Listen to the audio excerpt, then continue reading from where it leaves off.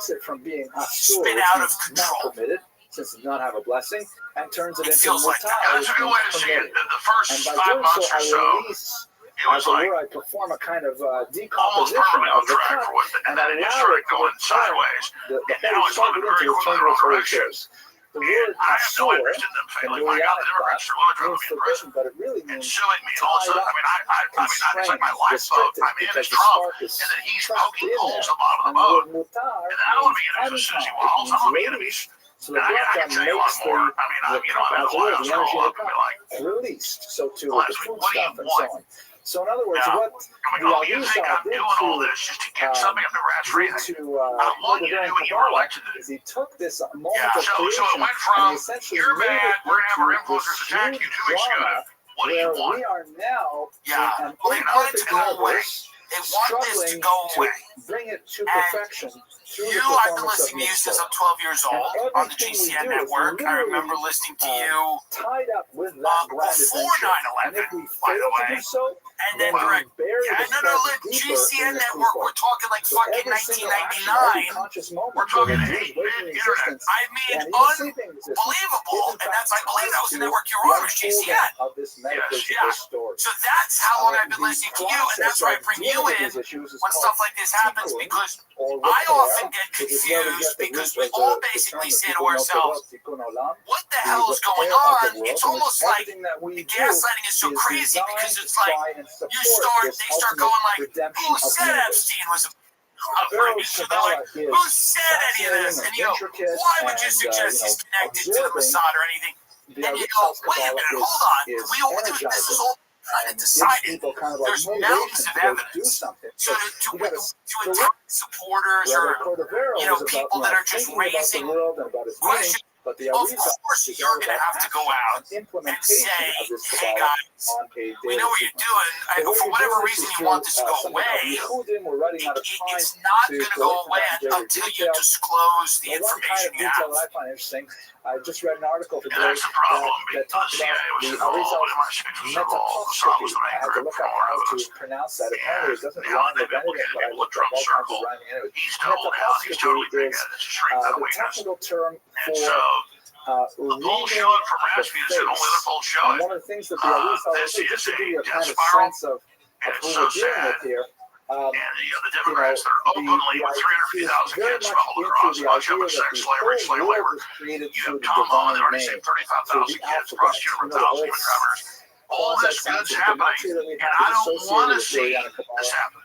But the way this works, and I'm surmising this, I don't know this is true, but if Trump makes a deal with the deep state to leave him alone, written on their faces. all the Epstein things, And the implications, Arizal, all this because he things, was they go, purified okay, himself through so many you got to have people, Cash and Patel was and able to Latino read and all on you go people's out, faces, citizens of the especially air. their foreheads, specifically This is what Cal Seraphin, really smart of me, was the lawyer said or months ago on my show. deeds they They're being given performed. bad advice And he to wrote, go out and do something that discredits them for by the example, very if you same give people stuff acting out, like they're on their side. it's So it looks like they made a deal to keep 6 this for a reason, and it lasts and about the a very week, same media and which is Democrats that interesting. turn on them. It's And now they hear other negative notes when Democrats say they want to have CD You can classified. sponsor a class. They only want stuff with Trump in it. I don't even I say release it all, release it all. Release it all is the these only are the way. kinds of things that he would do. He would like meet people and he would say, I Maybe know depose what happened Alex Acosta. at his home Let's find out who yesterday, told him that. all related to And this that's the U.S. grand attorney scheme that prosecuted him of 50 years ago that said he was told go easy. You can tell so us. his Yes, legacy I mean, let's was find a out. military And, grave, you know, at the end of the day, I think spot, that, the graves of Tzaddikim are you know, I'm decorated not in blue. naive. You're not naive. We know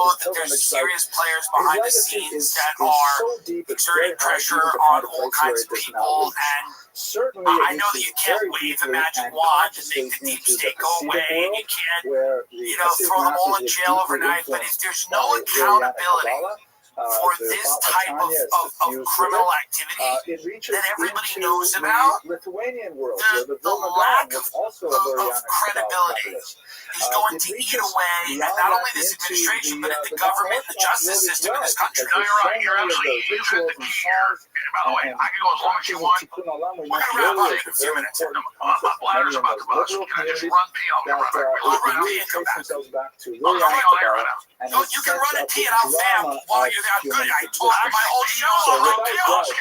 I learned how to do this with you, and I just talk. I don't even have guests. Really of about 3 What I was years, to say is, from age 35 just to like the mayor 38, stuff Trump being he peed was on, that able was to all fake. So articulate, gas aside, without even I have writing it such down, no belief in the established media because they lied so much. Back in 1 to minute. such a Okay, degree I go as one. we I got feel more as stuff to every add. Go breaking pee. I just can't think. to this day. I understand. Thank you very Alex much Jones for is your taking attention pee and break, ladies and engagement. gentlemen. Next week, And we're now going it's time to tell totally you off about the Athletic mystical Greens, the company Kabbalistic, that and we're dropped going me to for talk about talking Baruch about Alex one of the Jones. most important I did one ad philosophers on my of show the about early Athletic modern Greens period, many years and ago, I and think you'll we find did it it from interesting. Alex's Thank you studio, once and again. they dropped me. Here's what I'd like to say about Athletic Greens. You know, one day my friend took Athletic Greens and he died. He put athletic greens in a water bottle and shook it up, and then he drank it, and now he's dead. Athletic greens killed my friend. I don't know why it happened. Maybe it wasn't athletic greens. Maybe it was just some type of a random medical emergency. But I bet it was the greens. He was frothing at the mouth. He goes, "Oh no, what's happening?" And it was green stuff was coming out of his mouth. He was going, "I can't believe it. It's athletic greens. I'm dying. It's killing me. I knew it was fake." This is he's talking. He goes, "I knew it was fake anyway. You don't get healthy by putting a vial of green shit in water.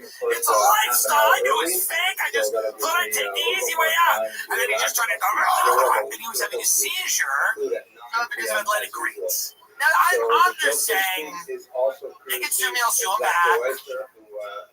But I'm just saying it's a comedy show. Everything I'm saying is a joke. Of course, obviously, full disclaimer, did kill my friend. They did drop me. We tried to get them back. I performed at Carnegie Hall. We said, "How about you guys come? We'll give you free tickets to my show. We're sorry." Who do you think's taking athletic greens? Do you think they're all offended by Alex Jones? Who do you think these people are that drink this? You think they're offended by this? All right, thank you. Thank you. Welcome back, Alex Jones. I was just shitting on an advertiser who dropped me because you're talking about athletic greens. Yes. I took athletic greens, so my dick got 3 feet longer. No, they dropped me. They dropped me because I said athletic greens on the show with you years ago. So I got an earpiece in my ring. Okay, all right. Back to the incredible thing you just said. Yes, this is a benchmark deciding issue because you killed Epstein, all the people learned about it, and then now Trump made a big issue. I'm sitting comments here. So him saying, "Don't look at it, don't talk about it," he's not that stupid to do something like that. And so the whole thing makes no sense. It is a disaster. We need change. He's brought in a bunch of good people. It's so sad. But because of integrity issues, I can't sit here and play along with it. And all the evidence points towards Mossad blackmailing Trump. And I just wonder, how we're supposed to get out of this. And I hope he can fix it. Because, normally an incumbent president that wins the first election, they lose the House and Senate. The numbers according to the pollsters, we were predicting win. He was getting record numbers. With everybody, a lot of the fundraising came from very big donors, people like Mary Madison and stuff like that have a lot of political connections in Israel, obviously. And I think there's probably pressure from that avenue as well, of people that spent a lot of money to help Trump get elected that are probably telling him, "Let's make this go away. Let's not have this be an embarrassment or worse." You're cut out of there. Sorry, yeah. Did you hear me? Yeah. You're back. Okay, yeah, I said that. What is that? Is that a devil on your, is that Hillary Clinton on your? No, this is a lobster. It's the summer. See, that's like it's the summer. It's lobster. It's like those 8 bonds. What does that say about me? I don't see a lobster, I see a devil. It's the summer, so when the lobster's over and it goes to the fall, we put a pumpkin. 10 years until this untimely demise. Yeah, we try to make it nice while we talk about international, sex trafficking, cults, and this, that, and the other thing. By the way, Hollywood stands to probably get very embarrassed if this comes out too. Because this is not just political. There's probably a lot of big people in Hollywood. Let's talk about who we know is heavily involved. You had a clear blackmailing operation against high-tech people, science people, vaccines, genetic engineers, Harvard, massive Hollywood. The Clinton, Steve Jobs' wives, the Atlantic Monthly owner, Atlantic Magazine, all those people. And that's my big frustration, is that we know they're all in there. We know it's all going on. And by Trump doing this, he's now joining with them. And he did it in such a terrible way. And saying you're not part of our organization if you question this, which then backs up the left's claim that MAGA is a cult. Well, I'm not a cult. So how are you processing this? Because I'm not elected to evils guy, but overall Trump has reached a lot better, I think, than Democrats. But at the same time, it's an integrity issue because I become an accomplice by extension to by joining on the cover. Agreed. I process it the same way you process it. I think securing the border, having having the American working class regain ground, and trying to provide a standard of living for people and not opening the borders. What they've done that in the UK has caused tremendous strife. They're now putting people in jail for tweeting about social and cultural issues in that country. He's gotten 15 trillion committed, 5 trillion already put in. I mean, he got in this new economic, everybody know why you're in the Federal Reserve. The establishment won't give him interest cuts. I mean, he is still the maverick. Here's what I know, and I'll get into some baseball. I hate to do this. I started hearing this about a year ago from people really close to Trump. He was 78, then he's 79 now. And then all the trials, all the pressure, all the demonization, he doesn't crack up, but at a certain point he becomes a really grumpy old man. And now, I did this months ago, and I kind of mentioned it, but I didn't want to attack him and give him the fodder. But it isn't issues that incriminate him. It's not Epstein stuff. It's not something that can be a problem. They'll bring in some side issue and he'll scream at him and say, I only want to hear about stopping World War III, bringing jobs back, securing the border, and defeating election fraud. And he's really mad that I didn't used to do that. And other people that talk to him, well, we can have it go say, sir, you got to stop defending this. Got to stop the MC government. And people have done for 30 years, 50 years. They'll just say, fuck you then, and hang up on him, or kick him out of the Oval Office. So it's not just that he blew up about this. It's good to have a guy that doesn't give a crap at a certain point for fighting corruption. But when he doesn't give a crap about his constituents, we're kind of experiencing, what the establishment's experiencing. So I love him doing that to them, but with us, the optics are really bad. Who is he listening to? People say Stephen Miller and Susan Wiles have the most outside influence in the administration. Do you think that's true? Yeah, I'm not defending Stephen Miller, but from my sources, he basically has the beat on the border and domestic stuff. It's Susie Wiles. And I hate to demonize her, I'm not trying to come after her. I was warned up front she was bad news. And anybody that wants anything has to go through her. I just know her consultancy firm is gone from small to number one. And Bonnie and her, they're good buddies, very tight. Is that the case? Absolutely. Well, they were the same consultancy. Right. Is it weird that they have a huge consultant firm, but they're also both in the White House? It's a major conflict of interest. Seems so. It's not quite Hunter Biden level stuff for some other guy. And again, I'm not trying to say they're the only problem. It's just that. Look, a lot of it is, it's complex, it's huge, a lot's going on, and Trump's trying to be pragmatic, but if he thought he could make deals with the deep state, and like, sir, the CIA and Mossad, let's shut this down, they walk into the trap, and now, by the way, that stuff we raided from the Democrats, it's all about you. And it doesn't mean it's real. We already predicted it's recycled. And even it's recycled means it's about Trump. So I think that's what Do you think there's any part of him that says they'll kill me because they tried to, they maybe tried to in Pennsylvania, where very few people are satisfied with the explanation of that, what the assassin was, Thomas Matthew Crooks, or, he had no online footprint, we didn't know that much about him, the media's only recently started to kind of put out a narrative about him, but that was clearly a big brush with death. Do you think that there's any fear in that sense that Trump goes, that these people are playing for keeps? I think that's the end of the day. I think overall Trump wants success for America. He's pragmatically trying to pick the best direction, but there's a new video out. It's followed everywhere about on July 13th.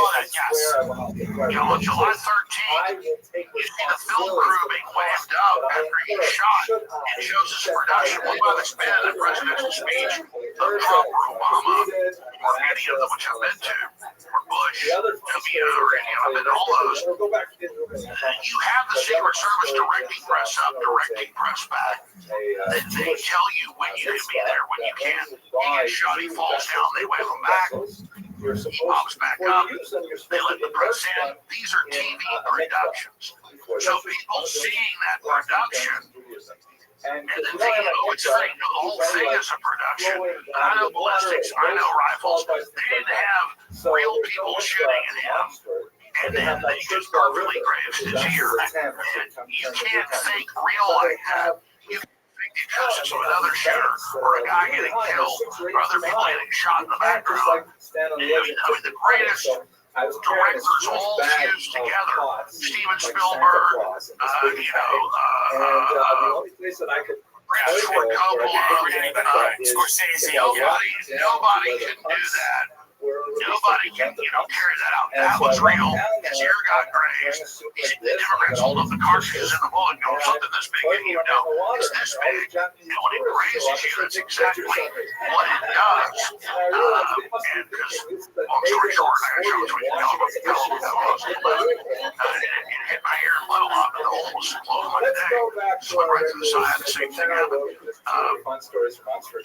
He was being shot because it was an accident. The point was, that my grandmother's ranch. The point is, that was real. And all the lawfare and all the indictments and the mugshot and the persecution I've gone through was real. And because of that failing, and because of what happened, they're now trying to spin that maybe go away. But people then see, they push the media back. Well, if you go to any debate or presidential deal, they tell the media come forward, they tell them come back, and then once Trump pops back up, they're like, okay, he's okay, come back forward, because they're producers, they're filmmakers that run this. They're trying to get iconic shots for videos and put out for Trump, and so they all seem shot, they get scared and run back. And he pops back up, he's normal, okay, they creep back up, bring the cameras back up.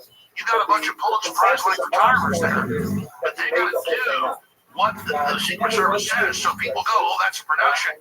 Well, when Trump knows the NFL game or the World Cup game, that's a production. Doesn't mean the game didn't play, it wasn't real. So see, it is a production, but it's a production that is a real event that's happening. Before you go, what do you think Netanyahu wants? I mean, on Syria today, the Gaza thing's insane. They seem to be hinting that they're not done with Iran. We don't even know. I've heard from people, and there's articles out, and this is not a secret, that they don't, I don't think they feel like enough damage was done, they want to do more. What do you think, ultimately, in Trump's 4 years, they would like to see, Netanyahu would like to see, like, what would be their goal here? Would it be to reconfigure Gaza in the image of what they would want? I imagine that's on the table. Is it another attack on Iran? What do you think it is? Well, this I'm an expert on, so how much time do I have? Any, as much as you want. That he has any of those motives whatsoever. The two most fascinating theories about his background has been in power on 25 years.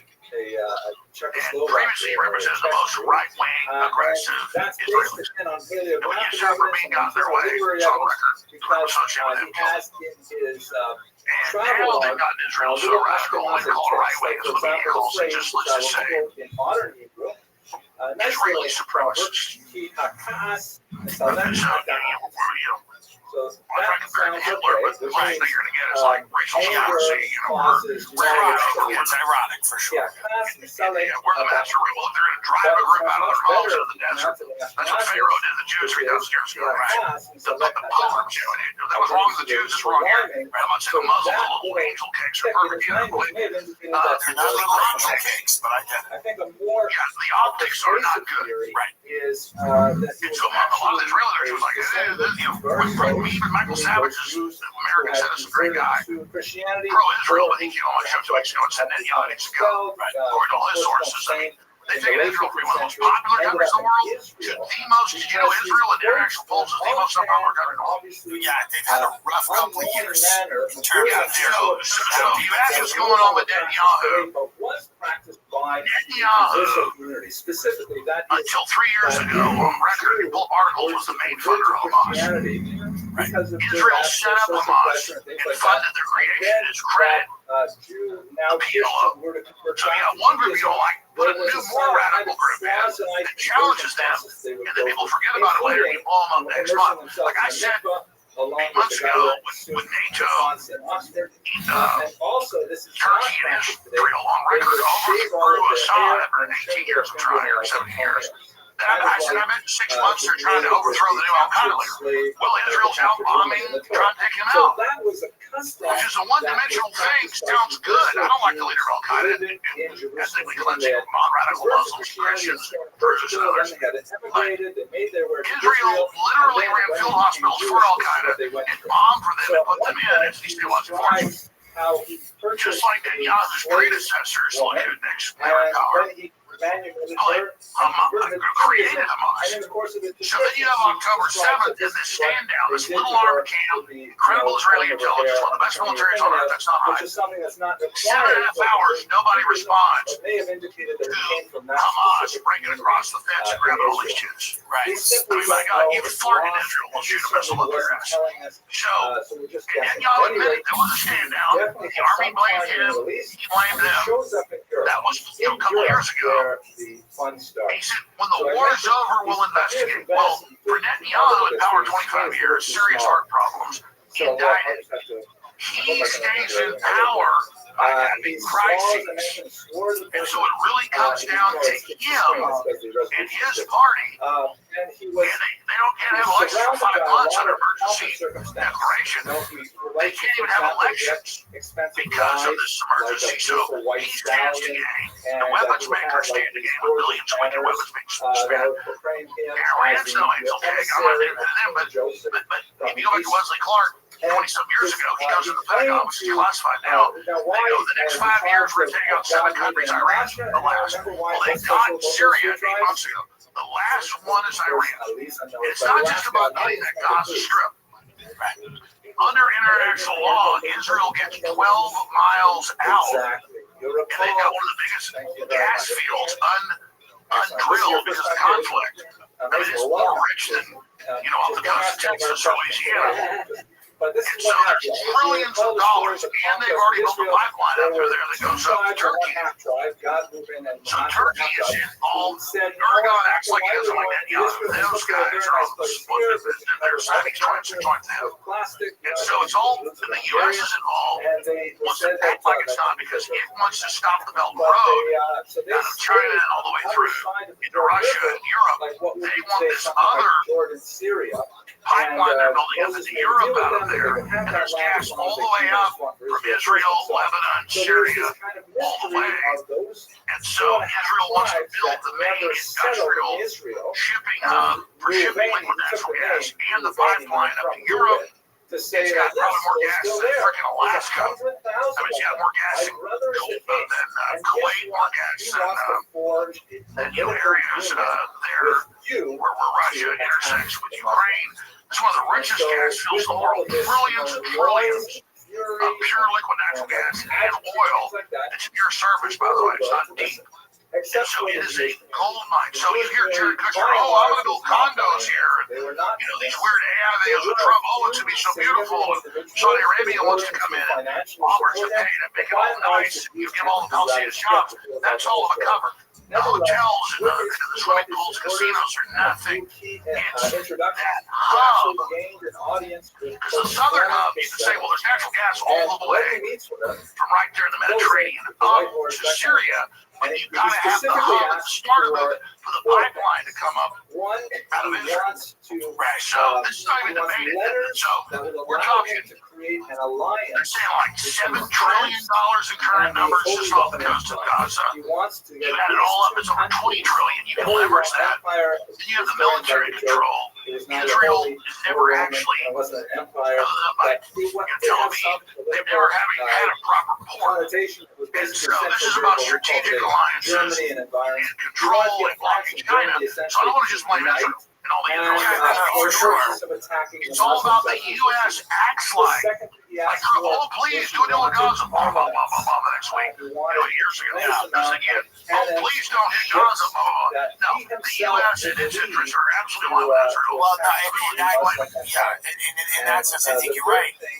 Well, what is the end game of the Ukraine? We are still cutting big checks. We're still spending a lot of money. It seems like we're trying to get that country nuked. Hopefully there will be a deal in place. Vice President said he thought that was a very big possibility, but it seems like the policy of America is to push Putin into a corner until he uses some type of tactical nuclear weapon. I mean, I can't see any other endgame. Well, as usual, your analysis just, yourself is accurate. The head of France's finance, the head of their military, the head of Sweden, Germany, the UK have all said the last 2 years, look this up. They said our business plan is a 20 to 30 year conventional war on Russia that will bankrupt Russia, will finally break Russia in the $5. Well, that didn't work. Russia's outperforming weapons production, conventional munitions, artillery shells 3 to 1, drones 3 to 1. So that's not working. And they were defending it very closely. And so they use collapse financially in once this. And you've got, just like Vietnam turned out with McNamara, he later admitted this before he died in the documentary. Oh, it's just a big war game to make money. They wanted a place where they could have won very quickly bombing the North. They could have won, destroying it, but they never did that because it was just a way to pump. LBJ made like back then, made like $20 billion, like $3 billion himself, just on dredging out the ocean and putting in ports. So it's all a giant war game. And you've had for 15 years the U.S. Soros overthrowing governments, Ukraine, stirring it up, poking the Russians, and then they don't care. As long as they can keep it going, they've laundered $300 billion in just the last few years, and it's all in weapons laboratory. And so, to them, they don't care. And so, they're talking about 30% of the EU budget now going to Ukraine psychotic for the next. Yeah, so a war is a big black hole that you can launder money through. And at the end of the day, Putin's more popular than ever than he's in the war. Like it's not the Iranians and Netanyahu go wink wink. Those are super unpopular. Now they're popular. Putin was already popular. He's even more popular. It's not like they go wink wink. But war is a hell of a state. If you go back to the movie on Henry VIII, called The King, which is a true story, he finds out at the end that his ministers have a rebellion in England with the Scots and the Irish and the Welsh. It's all true story. These letters are public now. They've been public for 100 years.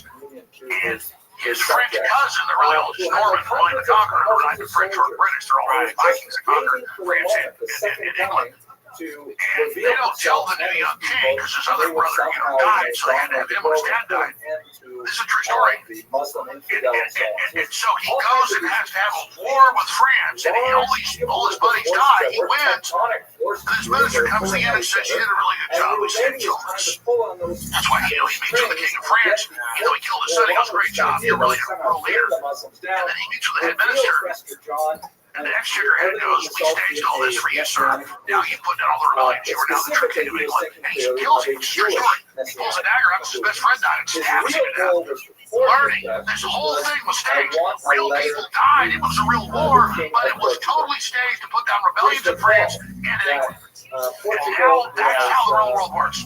Psychotic, unfortunate. I hope the Trump administration comes clean. It's the only way forward. People in this country cannot have the abuse of children go unchecked. You cannot let foreign governments have leverage over our government and influence that, makes us, completely normal of our principles. Not to say that we are passive or that we are little angel cakes, as you would say. We're certainly not. But everybody, we need to get all the information out, and I appreciate you. I think you're doing an amazing job, and I'd love that you still call on my show, and I really appreciate you and a lot of I've been begging to come on your show. We should come to us. Let me just say this whole point. Yes, these Machiavellians think because they think all this twisted, tindy chess that they're smart. No, it's sick. You said earlier. Conspiracy economist Martin Armstrong says we're very close to nuclear war. We understand conquest. We understand duplicitous. But with nuclear weapons, and with biological weapons, and with 9 million people, we have to stop the conquest economy. We've got to have real peace. And we keep hearing about all this peace, but it's not. It's got to stop because it can get out of control. You ask, will there be nuclear war? Yes, on the threat escalation ladder. He goes from 1 to like 44 in the rank operation. Everybody uses the same model. We're at like 35 now. A few more. Remember 2 years ago, Biden said we can't give F-16s and Abrams tanks since World War III because it goes up the escalation ladder. We're now to Trump met with Zelensky 2 weeks ago and said maybe we'll bomb Moscow so they'll stop. I shouldn't tell these jokes. It just goes and goes and goes. And the elites would rather destroy the world than sacrifice their positions of power. Exactly. They've got their bunkers, like Dr. Strangelove's based on a true story by Curtis LeMay. And the chairman of the Joint Chiefs of Staff, L.O. Lemonster, come to I can use $500. when the movie came out in 64, maybe 63. It's all declassified. And I know maybe Kubrick and all the outside stuff, but it's his own films made on this final thing. Takes a while, 10 minutes, 20 minutes. Curtis LeMay, the deputy head of the Joint Chiefs of Staff, and the Joint Chiefs of Staff, L.O. Lemonster, look this up, folks. They come the last year of the Eisenhower administration. Supreme Allied Commander, super hardcore. Was mad at the Germans, said it was only food for other people to starve 2 million to death. It wasn't like he was a pussy at the end of the war. They come to him, they say, sir, we're going to bomb our own military bases and shoot down our own planes. And we're going to blame the Russians and say the Cubans did it. We've got a plan to sneak attack Russia, and we think we'll only lose 20 million Americans in their nuclear response. But if we wait a few years, under mutually assured destruction, they'll be able to take us out. And he fired them. And then they tried to come back and Kennedy fired them. That's Operation Northwoods. The movie Dr. Strangelove was leaked basically to Kubrick. And he made the film to show what happened. They were literally in meetings talking about mine shafts and how we can get gross domestic product up. Even in the worst case scenario, they knocked out most of the population. And they came to Eisenhower and then they tried again. Guess who the adjunct of L.O. Lemonster was? Like 27. Donald Rumsfeld. Wow. So when you see 9/11 and the Project American Century, it's the same people. And Dick Cheney, he brought it. So this is literally the ghost of L.O. Lemonster and the ghost of Curtis LeMay. The movie Dr. Strangelove is a documentary of what almost happened. The Cuban Missile Crisis, declassified. The U.S. put 19 missiles on the border of Russia in several places, including Turkey, medium-range nukes. Russia put nukes there. I'm not a Russian or been to Russia. The point is that they were all told school books, oh, the Russians put medium-range nukes in Cuba because they're assholes. No, Khrushchev was on TV saying, get your missiles out. But our media was so controlled, nobody knew we put missiles on their border. So it's the same story. It's not the average American's mad. It's not that Eisenhower's mad or Kennedy was mad. We have these crazy power-mad generals, and now what do? We put missiles on Russia's border. That's what Russia said a year ago. They said, you already are hitting us every day with medium-range hypersonic missiles. We can't stop. If you hit us 2 or 3 a day, we won't respond. But if we see a large aeronautic attack of hundreds or thousands of missiles, we have to believe it's a nuclear sneak attack, because that's how they can shoot. Right? So Mach 5, Mach 10. They can take out all the Russian bases. Most of Russia's weapons are in the West. Most of Russia's are in the West. In about and they say if you shoot a bunch of these, we gotta go and nuke you. We've got to believe it's a nuclear sneak attack. That's why we're so close. You ask, are we close to nuclear war? The atomic energy, scientist guy out of Chicago, the most respected, that looks at said we are the closest to nuclear war. Remember, you heard 2 minutes to midnight? It used to be 2 minutes to midnight. We're something like 20 seconds to nuclear war. Yeah. So with the Cuban Missile Crisis, 2 minutes to midnight means total nuclear war. Last time I checked, we're 20 seconds from midnight. That's your answer. Follow me at RealRabbi Shows on X, Infowars.com/show. And I love you, Tim Dillon. Love you, Alex Jones. Thank you so much. Alex Jones, everyone. Thank you. Alex Jones with us, legendary broadcaster, friend of the show. I've been lucky enough to speak to him about a lot of the crazy shit that has gone on in the past 10 years. And, we'll just come right out with it. We want to get your read on what is going on because, from the outside, the Trump administration campaigns on exposing this cover-up, blowing the lid off this cover-up. And then they get in office, and now it seems like they're part of this cover-up.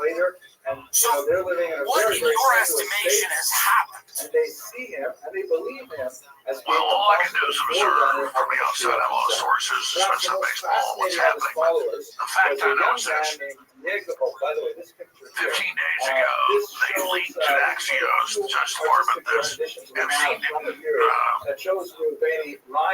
murdered And there wasn't human trafficking, and there wasn't any blackmail. Really saw this or not, or was, Case closed. memory. And he's carrying a That huge applies to banner that things has for court cases, the intelligence connection, everything we know. he received And I came out on that Monday, 14 days ago, and I said, this isn't paying money. And I'm not defending her. I agree. She's in overhead, like you said. the great She should go back to policing jet skis in leader Florida. and Torah But commentator then as part of her donation he comes out the next day and says, on Truth Social, no, the Ten Commandments that we gotta move on. I told him to do this. And the next day at a press conference, At any rate, he shows out the reporter. fascinating and We were talking about all these issues, saying, how dare a you young man named disagree the graves of dead kids in Texas on the who floods. had reached a certain Shut up. level of And then it's uncharacteristic for Trump. He looks scared. He looks concerned. And And then all the other Truth Social posts about, if you ask questions, you're with the Democrats, and this is all a Democrat-made up hoax, and you're just idiots. When all his surrogates and promised they'd bring this out, he talked about bringing it out. So this is Harry Carey. This is seppuku. For those that don't know Japanese, I mean suicide. And I had the head of Rasmussen polling on the best polling agency, the most accurate on record today. He said Trump has lost 14 points with independents, 5 points with his main base. Like Steve Bannon said a week ago, that'll lose him. Rasmussen reported it. His net record was right. 40 seats probably in the midterms a year and a half. This is Trump self-harming. And from all my research, he knew Epstein, they were socialites, all that, but they would have already used this, that he was saying they had something. The Genos they brought out, turned out weren't the real people. They said that Melania was a hooker, that Epstein introduced her to the modeling agency. We looked at that. Trans modeling agency, that wasn't true. So they're kind of regurgitating all that on one hand. So why did Trump act so panic, deer in the headlights? And you come out saying, there is no list. Okay, there is a list, but you're still an idiot if you look at it. So, okay, we'll have Pam Bondi release the grand jury transcripts from Ghislaine Maxwell that Comey's daughter ran the cover up on it. The Epstein case 6 years ago where he died in jail. So you couldn't do a bigger stride. In fact, you couldn't come out and say I'm more guilty than what he did. And my loyalty to the truth, I'm actually autistic about it. I can't, even though I want Trump to succeed, and Democrats are my sworn enemy trying to put me in prison. I'm just like having to report this, that this is beyond insane. Yeah, and it's like Trump blowing his feet off with a 12-inch shotgun. Well, we know that this was not only a blackmail operation, but it was also a money laundering operation. We know that Jeffrey Epstein was working for billionaires like Les Wexner and many others. And we know that there's been a lot of talk about the connections that Epstein had to intelligence and moving money around the world, making sums of money disappear. Is it a complete coincidence that a lot of this seemed to happen around the time that Benjamin Netanyahu paid a visit to the White House? Well, as usual, Bill, you're very informed on this media, and you nailed it. I don't want to attack Israel. I'm not a big Israel hater, but Netanyahu is, in my view, the villain of the last 25 years in Israel and out of power. What's really going on? It definitely is the cliche of Israel trying to manipulate the United States internal politics and foreign policy, particularly the Middle East. So definitely that it's heavily involved. He's like Maxwell, who was convicted of human trafficking. None of the new memos and Trump says there is none of that. Well, then how is she convicted?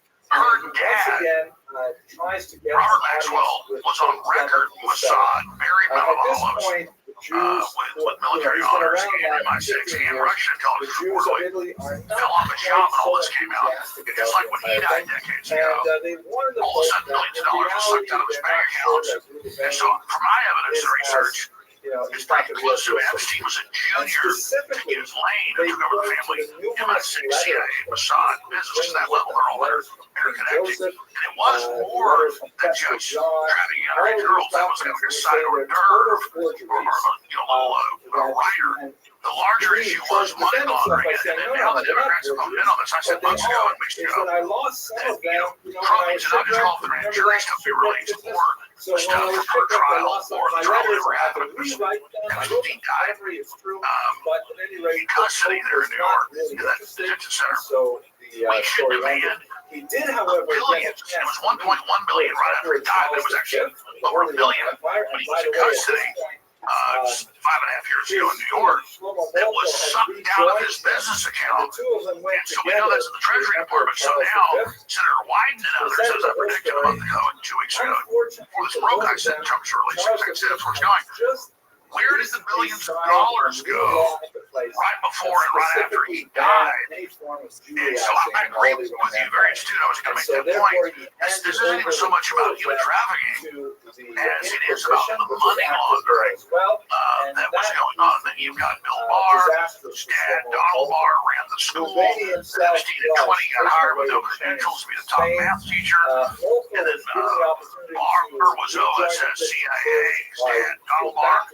Barr was CIA, kind of the head of Iran-Contra operations in the White House. And then his dad, Donald Barr, writes a book about space relations, about aliens on a planet that kidnap human girls and rape them. And then they train humans to enjoy it and combine them in the raping of children. This is beyond crazy. And he hires MC to do all this. And so, yeah, Trump had beauty pageants, and Trump had casinos, and Trump had golf courses, and Trump, was involved in sporting events. And so I thought, well, they were had anything on Trump, they would have brought it out because they tried with a bunch of nothing murders in 2016 and 2020. But now that he acted like this, I think the jury's out. Where the jury is not out is on the majority of people on the plane, on the flight logs, are Democrats, are big power brokers like Bill Gates. And we know some people in the Trump administration have been heavily implicated. I'm not going to name names. And so, you nailed it when you brought up century was a period of Netanyahu. So tell me, if you got time here, we have all the time. Well, I just want to add, Bondi said we have 10,000 hours of video. She said we have 10,000 hours of video. I had dinner last week with the vice president. He told me that was commercial pornography. They do not have videos of any powerful person in a compromising position.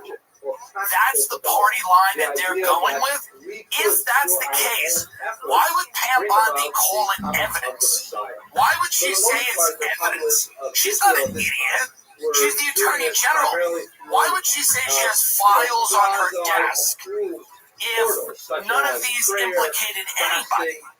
It just feels like they're covering something for sure, 100%. And I feel like they're telling a story, and the story doesn't make any sense. At any rate, Matt Melech, again, one of the scholars that's done most of the work on Rouhani in the last 20 years. There's so much data I have $200, but as long as you need there are two main tracks here. A Kabbas by Bondi Patel and Bongino, or a mix of that, or pure cover-up.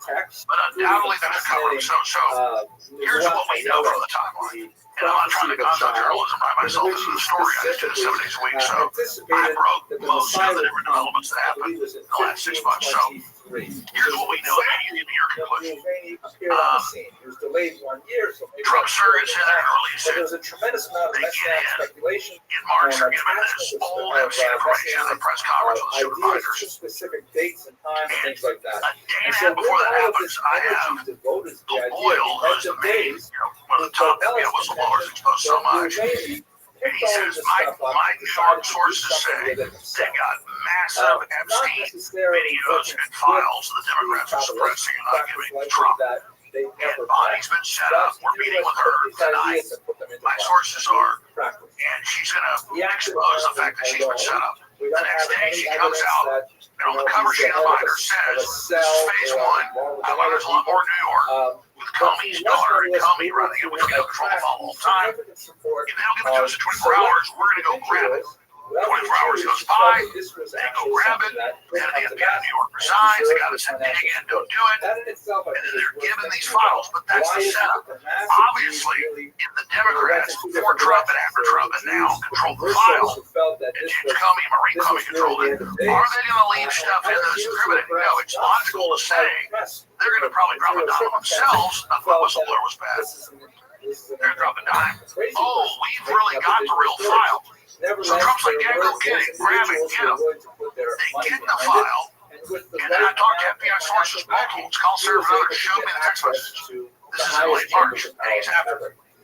That indeed, the way the FBI works, the top of the FBI does investigations, they get the truckloads out of New York. They send it all over the country to field offices, say, do what you want.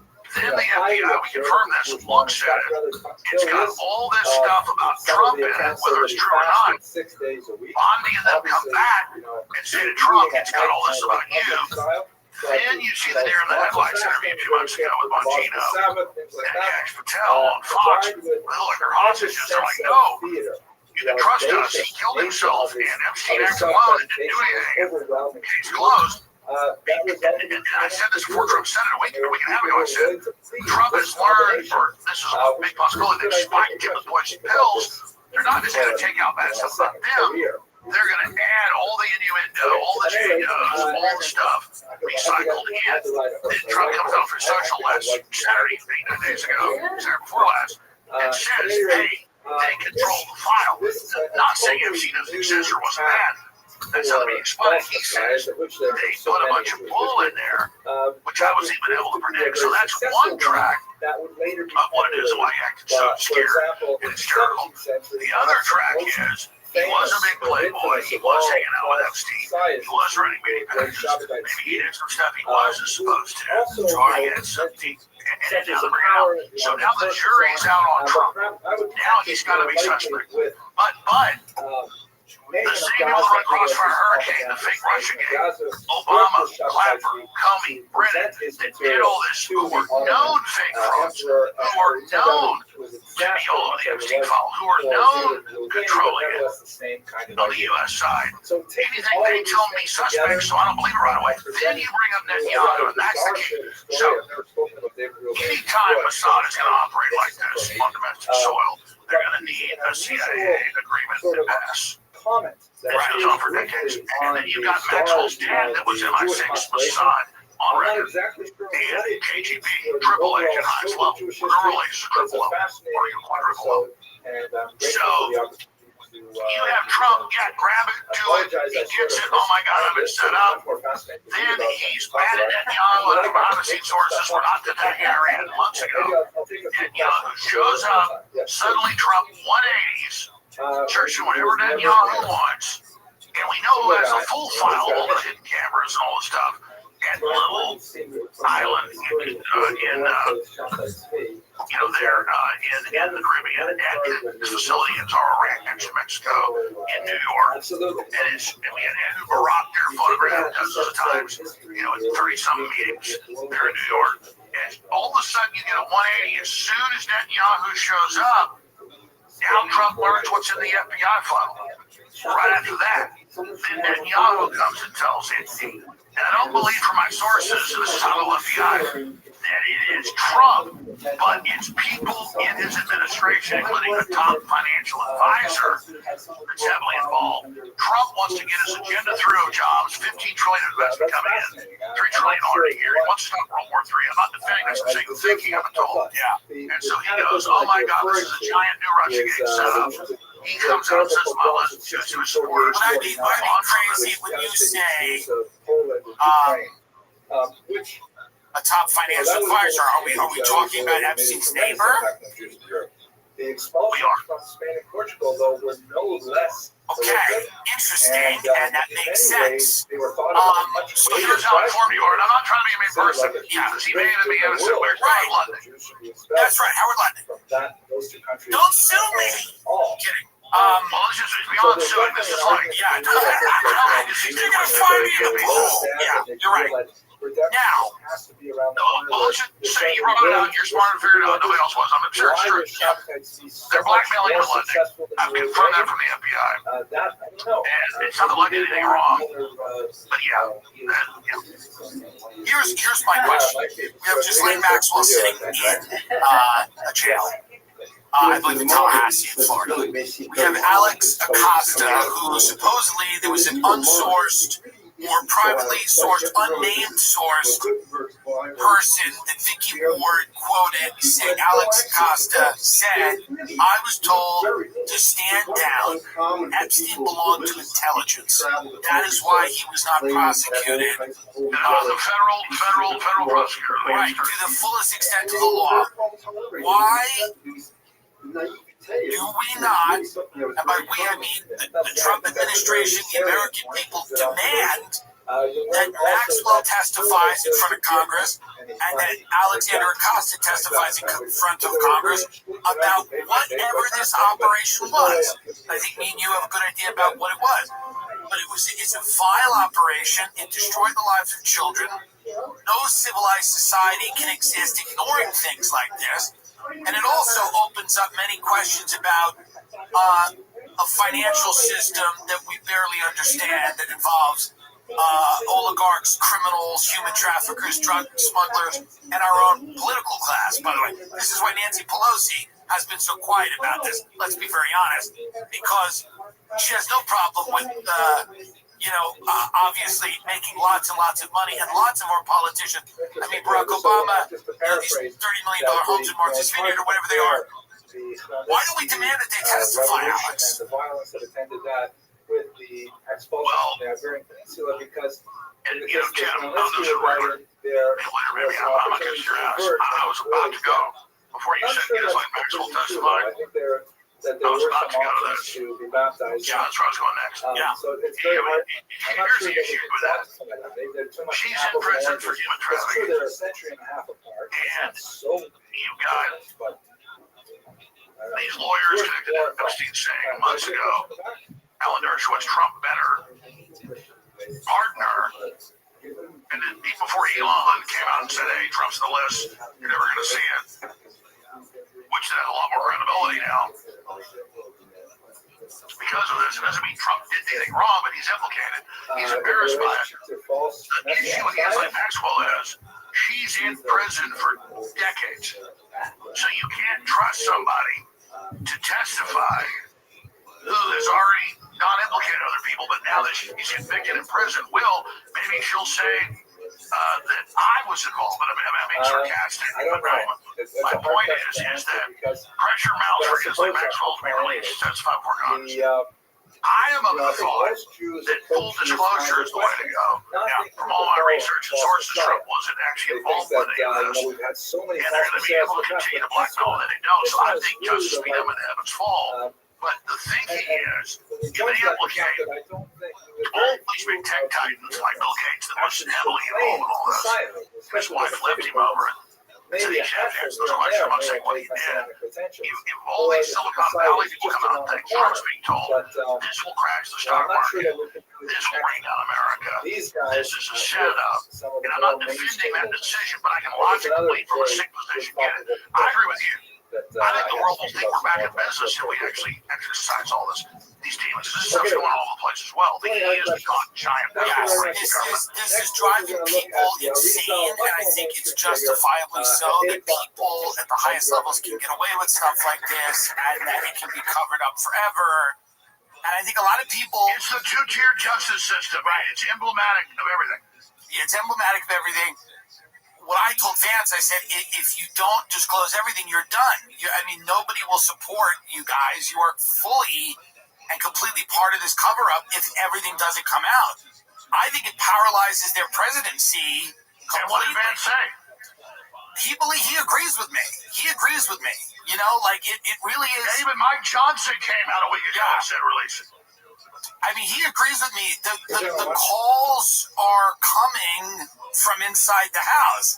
We know that Benjamin Netanyahu shows up. We then immediately see an about face, which is completely crazy, by the President of the United States. And again, I'm not a paranoid Israel hater, But their activity over the last 6 months is completely insane. They're bombing churches. They're starving people. They're shooting people that are. They bombed Syria today. Here's the deal. Yeah. So I don't have to keep recycling. I'm studying the main threats. U.S. communist China. Financial interests. I'm the guy who said was defending Israel. No, I was just saying they're not the most important bloc. They're very, yeah, absolutely. Because we knocked out the Democrats already, because they've cut off the USA money and the deep state money. Israel, with Netanyahu, sees a power vacuum and is definitely trying a hostile takeover of the administration. So that's 100% going on. Are you worried about these connections with Palantir, with using technology Palantir technology to merge all of the different departments, so that if you have information on you with the IRS, that's now merging with, your arrest record, and if you've attended a protest, and whatever the case may be. We see in the UK people are getting sent to jail for tweets. We see all over the world, and we know, of course, the Chinese social credit score says that this feels a lot like a precursor to that. Steve Bannon has said that he thinks that these tech people are the biggest threat to the stability of the United States going forward, because they have their own agendas that they're cloaking in this MAGA movement. Do you share that view? And do you think that Trump has allowed these people to get a little too close and exercise a little too much power in the White House? Yes, I think Palantir is a threat. And I've been criticized by people that just want to try to make scores. It's a good draft I mean, anyway. nuance about it. Let's explain what's There are a couple happening. of things that I'd like to draw to your attention. Oracle was also with Trump, which is a bigger threat than Larry Olson's way bigger There's at than least one Palantir. typo. Microsoft Giving two and lectures Amazon, people think of Amazon as packages. No, Amazon runs more servers than the CIA and the NSA, than Microsoft is second. It's like a fact of Microsoft. They've already integrated all the databases. They already have all that. Peter Thiel and Alex Karp, who said Alex Karp, I held the E as such a conservative. My main threat is Christian conservatives, just like Trump's during the fight. So I'm not an apologist for Palantir, but to my listeners, I've got to give them a real answer. So you notice the New York Times and Washington Post last year all about Palantir. It doesn't mean Palantir is an issue. It's that, why does everybody know about that? Because all the media started. So Palantir has come to Trump. It is a big backer of ass. Once he's back. So now and they have said to Trump, we know how to come in and tell you what's really going on. Let us have the ring of order, and we will fix all your problems. And my point is, they are a small little tech who wants to come in as the technology that has already been done. Right. So the idea that this isn't already integrated, it is. Amazon, Google, and these other groups, Amazon, Alphabet, those companies, whatever it is, Meta. I'm talking about Google, exactly. Right. So it's Google, it's Amazon, it's all. So they're the ones that are currently doing it, and it's not like it's coming. So I just told people in their lexicons, they get flashcards for kids. Here's a tiger, here's a bear, here's a bunny rabbit, and now they go, here's Palantir. Oh, that's the big tech over. No, that's a group that thought with their angles with Trump, they could come in and be put in charge of the thing that's already there. So I'm telling people, no, it's not that it's coming, it's already there. Palantir is just as dangerous as Google, or as parent company Alphabet, or as Microsoft, or as Amazon. It's Microsoft, Google, Amazon. And I'm saying, if you look at the statistics, they're 90% of it. The grid's already there. Palantir is a usurper, an upstart, a pretender to the throne, trying to come in to give Trump control, because the U.S. government's been directing the Googles and the Microsofts and the Amazons to already create a fuse system that we already have. It absolutely makes sense. The reason that Palantir is always a red flag for me is when Peter Thiel's asked things like, should the human race exist, and he kind of stutters and stammers and doesn't really seem to have that one seems easy, and he doesn't really have an answer for that. He's also suggested things that maybe people went to Epstein's Island because they wanted Epstein's like advice on their divorce and stuff. It just He also says, we need to do what I'm doing to stop the Antichrist. Right. So it just feels to me that yes, they are part of a very large group of companies I don't trust. But it is worth noting that this company is, they want to start helping to surveil Americans more than they already are. I mean, that's sort of, or help, concentrate the information or help merge the really a lot of responses to it. Google 6-7 years ago wouldn't even give the Pentagon access to AI. They give China that. So that's the key issue. Palantir is offering Trump. Let's look at Denver, already has U.S. funded license plate scanners. Right. But a month ago, when they were using to arrest illegals, they turned it off. So Palantir is offering to use the grid that's already in place for Trump's age. So what I'm trying to say is it's not that that's Palantir, it's that we're saying we're past 2025, we're in the year 2050. I'm saying it's already there. The Palantir thing is a fight about Trump coming and saying, okay, I'll hire you to explain how this works and give me access. I'm saying it's already all there. No, and I understand that, and I think that I don't trust Elon Musk, I don't trust anything, I don't trust Sam Altman, I don't trust Mark Zuckerberg. It's not because I believe they're inherently evil people, or although they say some things are inherently evil. I believe their agendas are radically different than if you took an American off the street and said, what are the things you value? Very few of them are going to go, we want to terraform Mars and merge with AI and destroy the human race and all of this stuff. So I do think that the tech community, it's important to have a thriving tech community, but it's important to not turn our country into a digital police state or Chinese-style surveillance state. I think a lot of those people would probably want to create something like that in our society. That does seem like they would prefer that. So I want your viewers to understand something. Let's just say Palantir is the most evil thing on earth ever seen. It is now. Why do we all know about Palantir and not the other? We don't know. Yes, you're right. We don't know about Microsoft, Google, and Amazon that are 90+% of the grid that's already there. Right. So we're all learning about surveillance and AI and social credit score and biometrics and social credit. We're already doing it. They're just bidding to get into the draw as a junior. And so I oppose what Palantir's doing, and everyone has opposed. Yeah, everyone else. Of course. I'm just saying it's become a distraction into one understood. Disclosure. Your sources, people that you know. How damaging is this if this all comes out? Do we think that this is a watershed moment for the United States and, Israel? Does this come out that this is what many people feel it is, which is a Mossad CIA blackmail? Or is this basically not, we're never going to definitively know that? Or will we, we have a lot of conjecture, we have a lot of gun to my head, that's what I believe it was. There's enough evidence in my book to say that's what it was. But is the disclosure, not only will it be embarrassing to people, but is it going to suggest that one of our allies has been using these types of methods to gain leverage and control over our politicians? And is that one of the big reasons that they do not want it out? Well, it's all true. Mosley Lewinsky was a Mossad. Really? Yeah, let's come out. They were tapping the White House. So, and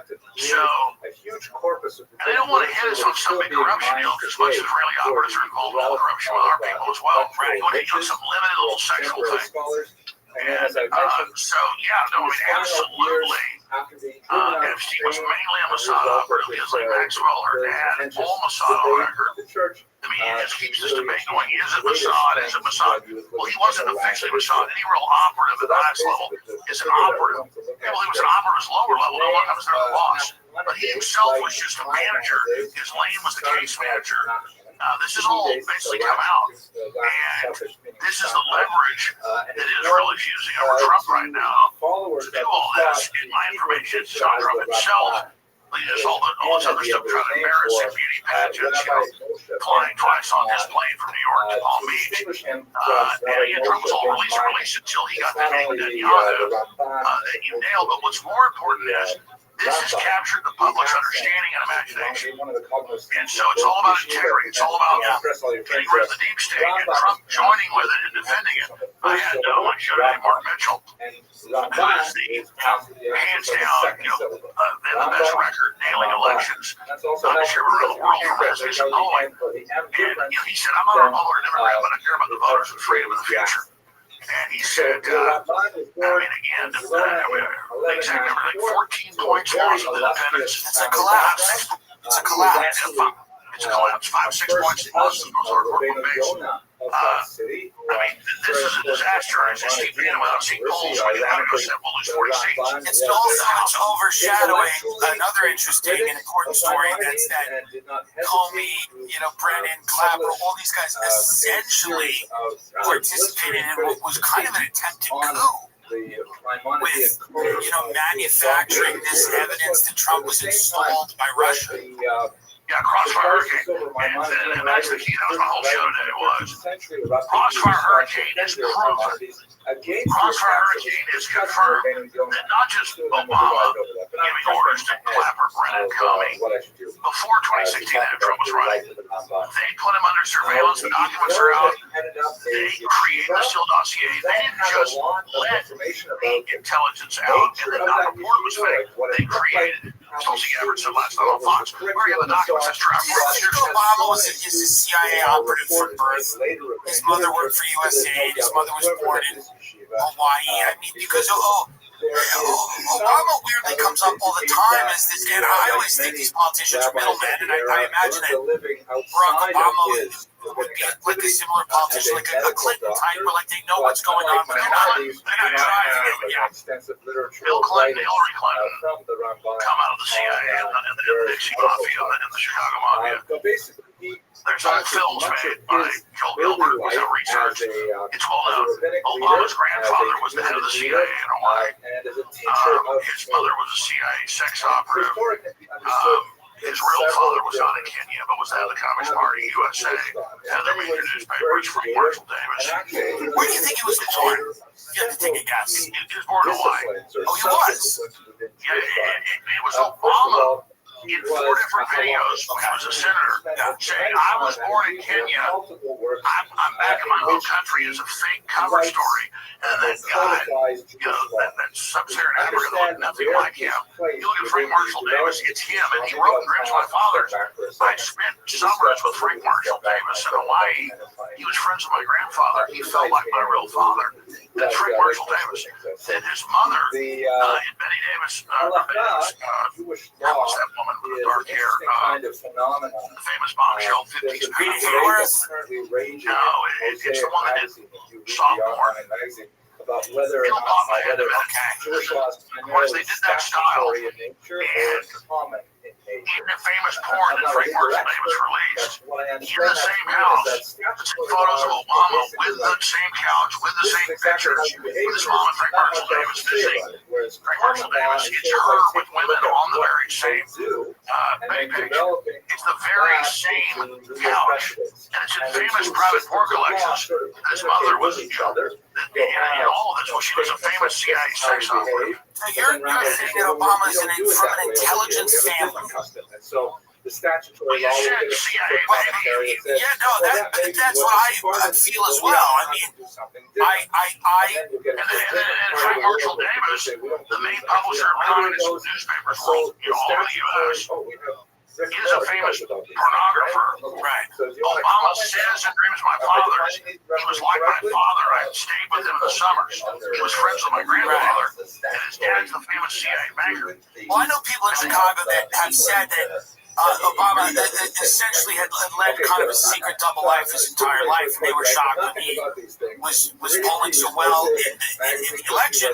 Obviously, he was a brilliant politician, but the media didn't go near any of his secret life the way they didn't go.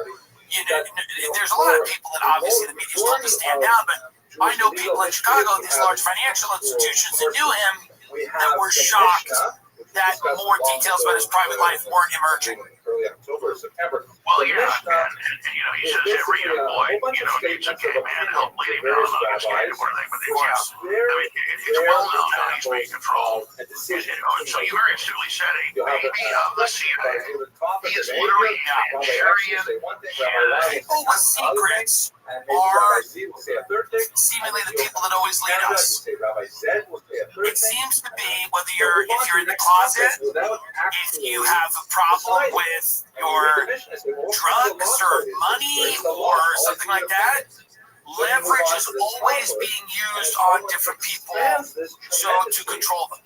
With a lot of 1,000%.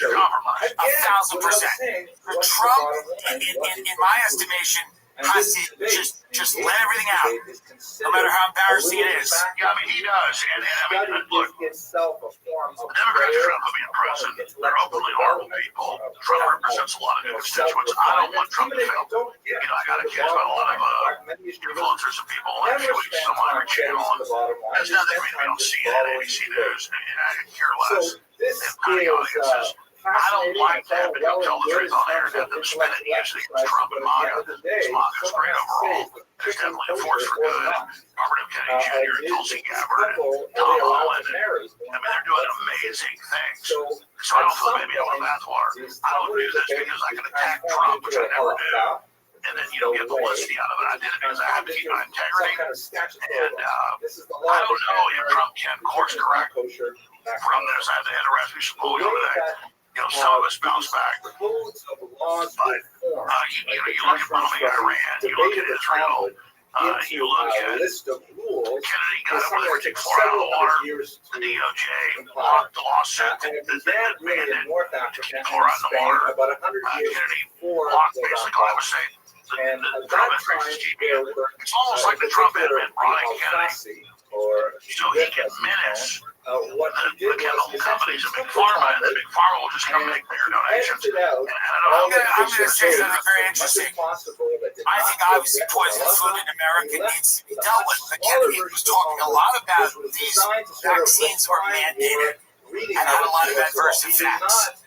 Tim Bondi is now not following up the Pfizer thing. You know, maybe know more about than I do, but I saw that previously. Her and the White House she was down. Run now, only 10 years ago didn't exist, the biggest consulting firm, and their main client's Pfizer. So Pam Bondi and Susan Wiles, who's the White House chief of staff, run a consulting firm, and their biggest client is Pfizer. Well, that's not great. And even today, lawyers came out, all the people involved, and even in Congress had said that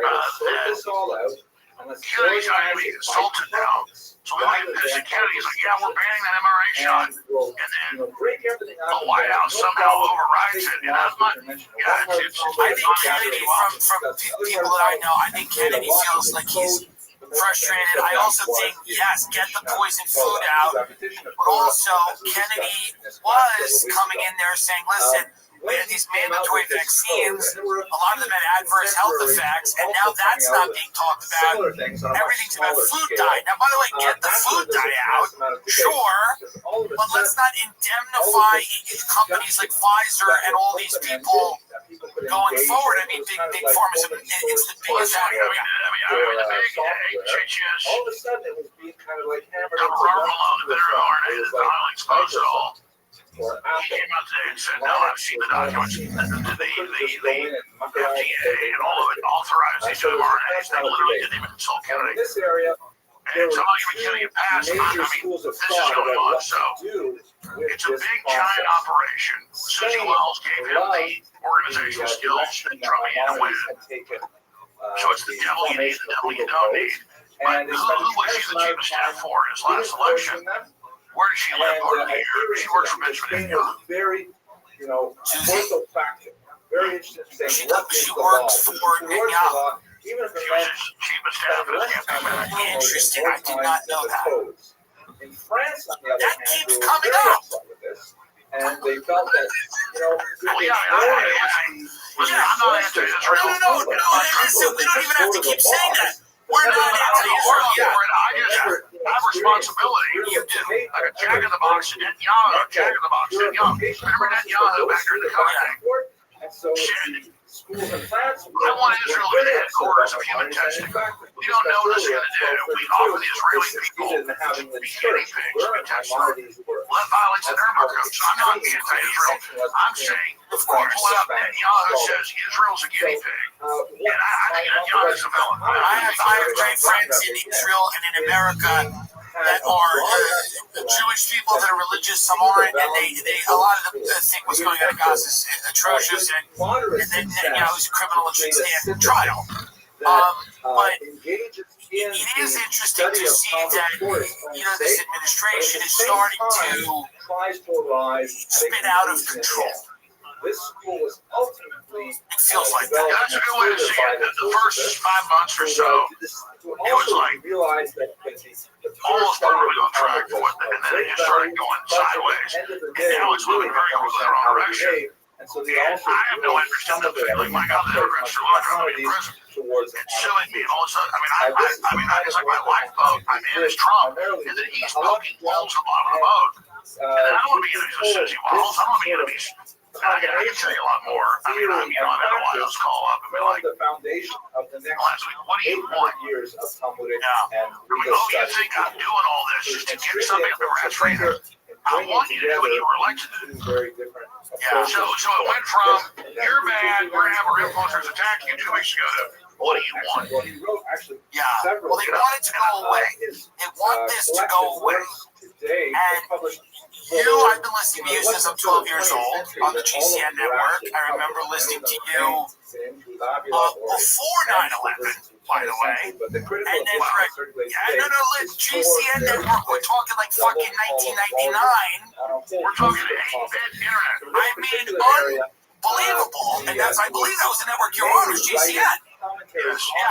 So that's how long I've been listening to you, and that's why I bring you in when stuff like this happens, because I often get confused because we all basically say to ourselves, what the hell is going on? It's almost like the gaslighting is so crazy because it's like they start going like, who said Epstein was a black operation? They're like, who said any of this? And you go, why would you suggest he's connected to the Mossad or anything? And you go, wait a minute, hold on. This has all been kind of decided. There's mountains of evidence. So to attack supporters or people that are just raising questions, of course you're going to have to go out and say, hey guys, we know what you're doing. For whatever reason you want this to go away, it's not going to go away until you disclose the information you have. Yeah, that's the problem. The CIA was involved, MI6 was involved, Mossad was the main group from all evidence. And now they've implicated people in Trump's circle. He's doubled down. He's totally forget. It's a strength and a weakness. And so, all showing from Rasmussen said, only the bull showing. This is a death spiral, and it's so sad. And the Democrats, they're openly with 350,000 kids smuggled across, a bunch of them sex slavery, slave labor. You have Tom Loman, they already saved 35,000 kids, prosecuted over 1,000 even members. All this good's happening, and I don't want to see this happen. But the way this works, and I'm surmising this, I don't know if this is true, but if Trump makes a deal with Epstein, leave him alone. All the Epstein things implicates intelligence agencies. They go, okay, you gotta have guys from Joe and Montina and all you go out and say there's nothing there. This is what Cal Serafin, really smart FBO Sports, said months ago on the show. They're being given bad advice, but discredits them the very same people acting like they're on their side. So it looks like they made a deal to fix this for a reason, and the very same media and Democrats that turn on them, and now hanging around their neck and nose when Democrats say they want them to be declassified.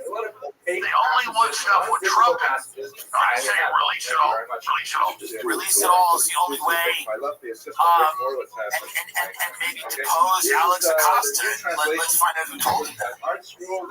And that's the U.S. attorney that prosecuted 50 years ago and said he was told no easy intelligence. Yes, I mean, let's find out. And at the end of the day, I think that, I'm not naive. You're not naive. We know that there's serious players behind the scenes that are exerting pressure on all kinds of people. And I know that you can't wave a magic wand and make the deep state go away, and you can't throw them all in jail overnight, but if there's no accountability for this type of criminal activity that everybody knows about, the lack of credibility is going to eat away at not only this administration, but at the government and the justice system in this country. No, you're right. You're absolutely, you hit the key here. And by the way, I can go as long as you want.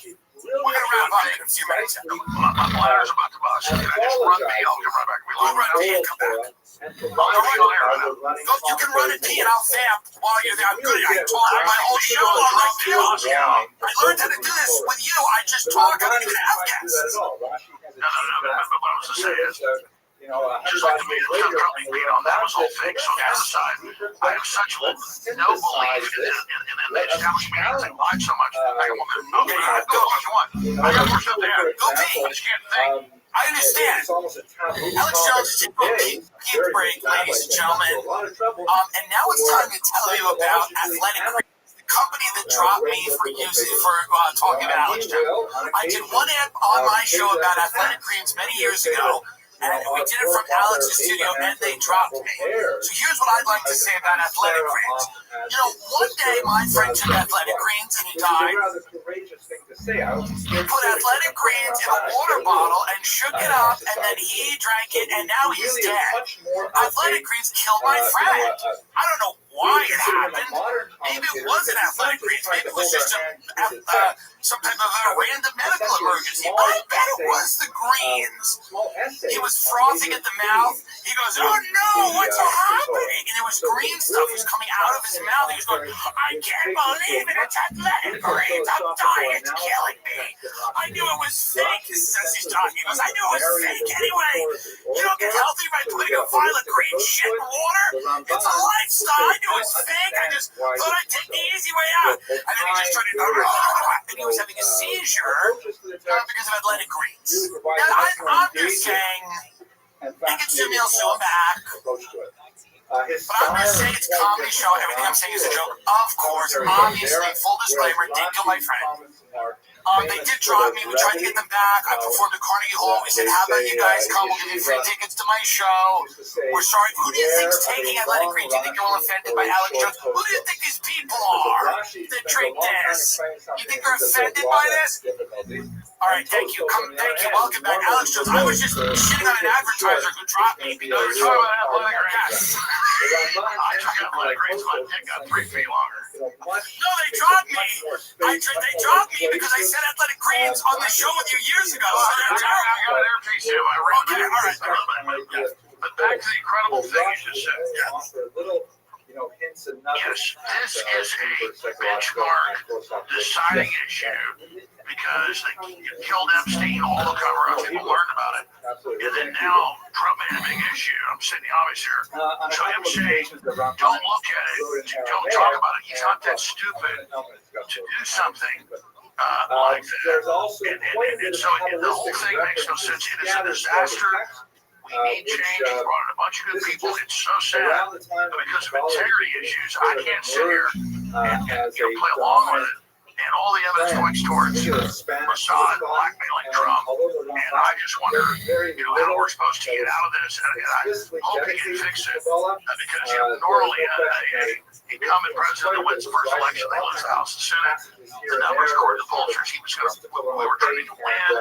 He was getting record numbers with everybody. A lot of the fundraising came from very big donors, people like Gary Madelson and stuff like that have a lot of political connections in Israel. obviously. And I think there's probably pressure from that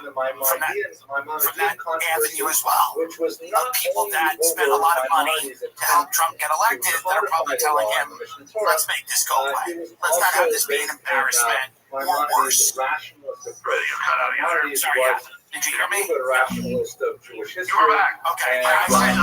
What is that? Is that a devil on your? Is that Hillary Clinton on your? No, this is a lobster. It's the summer. See, that's like a. It's the summer. It's like lobster. lobster. It's like those ink. It's like those ink blots. See, what does that say about me? I don't see a lobster. I see a devil. I like it's the summer, so when the lobster's over and it goes to the fall, we put a pumpkin. I like it. Yeah, we try to make it nice while we talk about international, sex trafficking cults and this and the other thing. By the way, Hollywood stands to probably get very embarrassed if this comes out too. Because this is not just political. There's probably a lot of big people in Hollywood. Let's talk about who we know is heavily involved.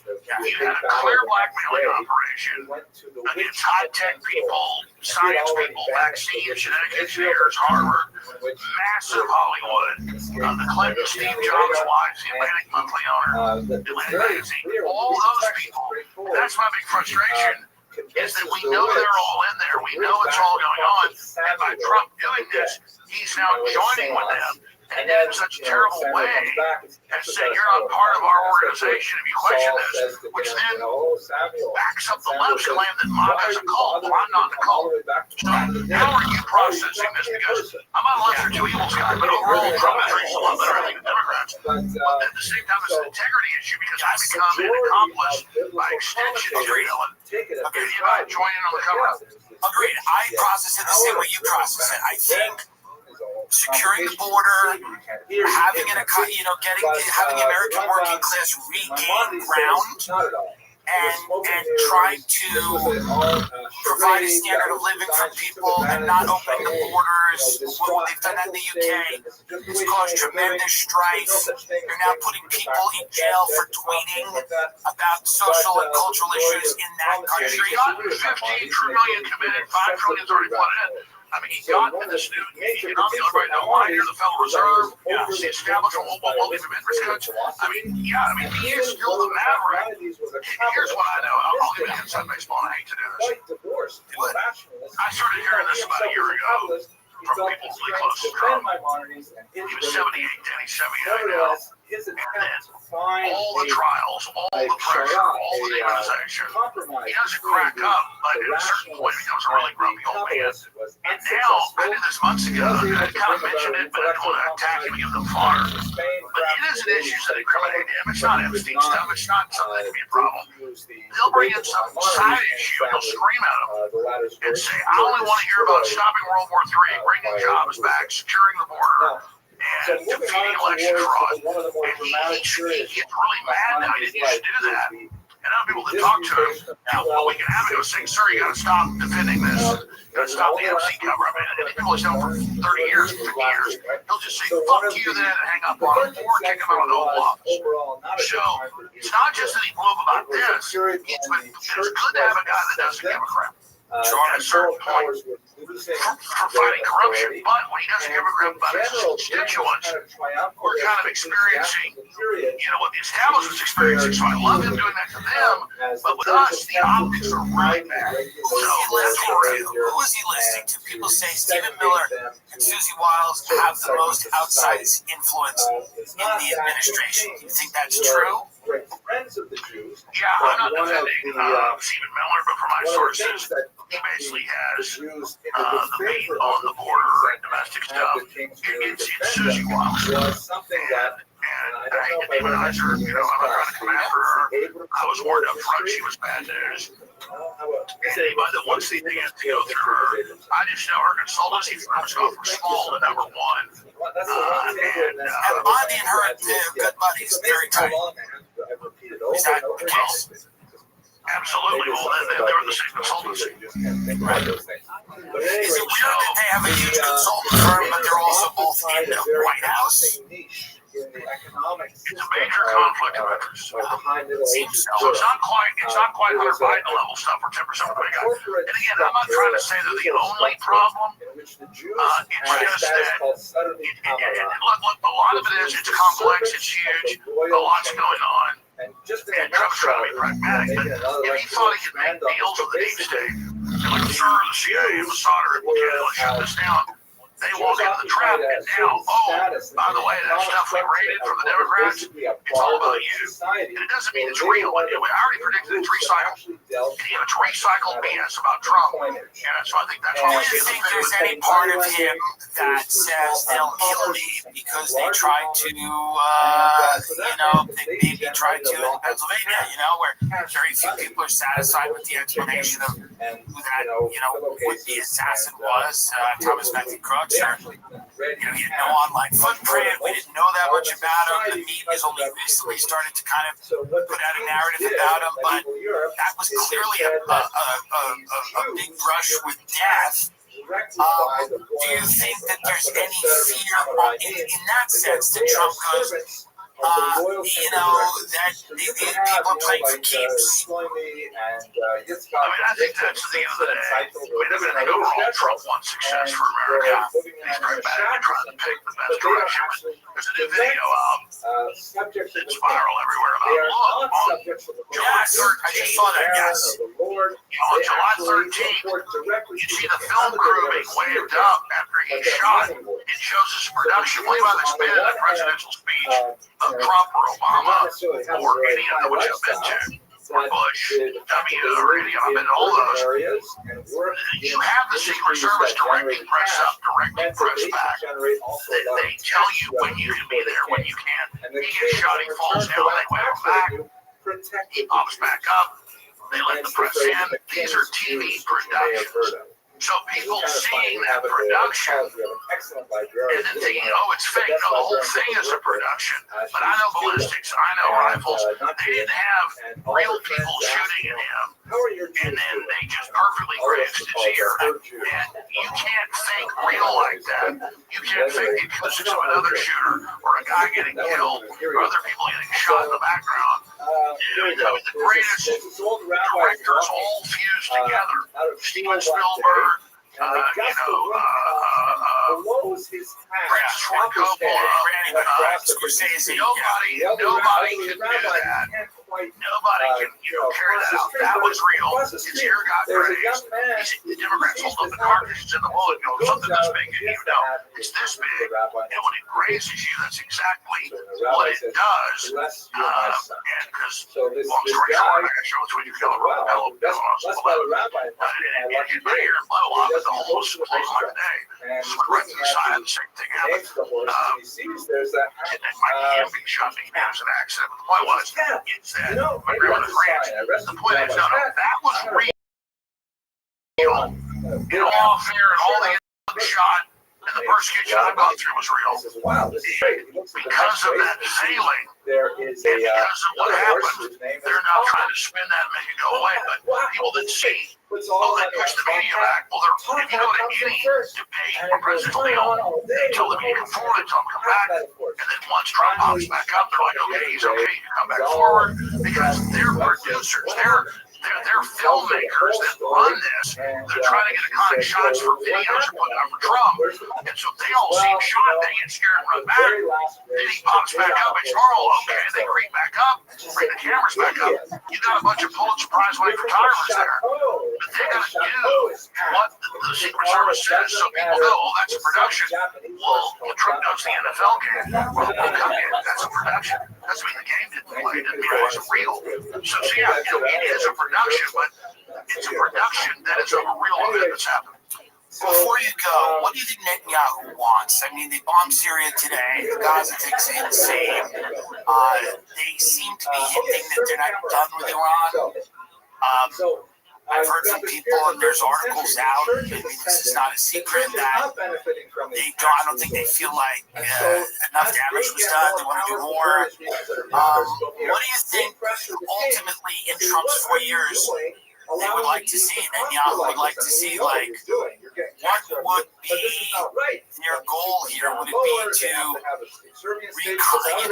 to reconfigure Gaza in the image of what they would want? I imagine that's on the table. Is it another attack on Iran? What do you think it is? What happens is as the king, Well, this I'm an expert on, so how much time do I have? Any as much as you want. the church, the Jews tend to be poorly. This is a phenomenon that stretches through much of the 13th century in particular. Benjamin Netanyahu has been in power off and on for 25 years. Where churchmen, for various And previously he represented the most right-wing, aggressive Israelis. sponsor And when Yitzhak Rabin got in their way, it's on record, the group associated with him killed him. representatives of Judaism And now they've gotten Israel so radical, we can call it right-wing, as the media calls it, just let's just say, with an audience Israeli of supremacists. dignitaries and nobles, and the Jews will be expected to, I'm trying to compare it to Hitler, but the closest thing you're going to get is like racial supremacy, It's ironic. It's ironic for sure.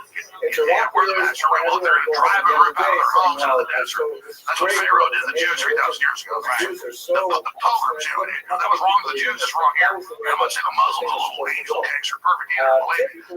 They're nothing like angel cakes, but I get it. Yeah, the optics are not good.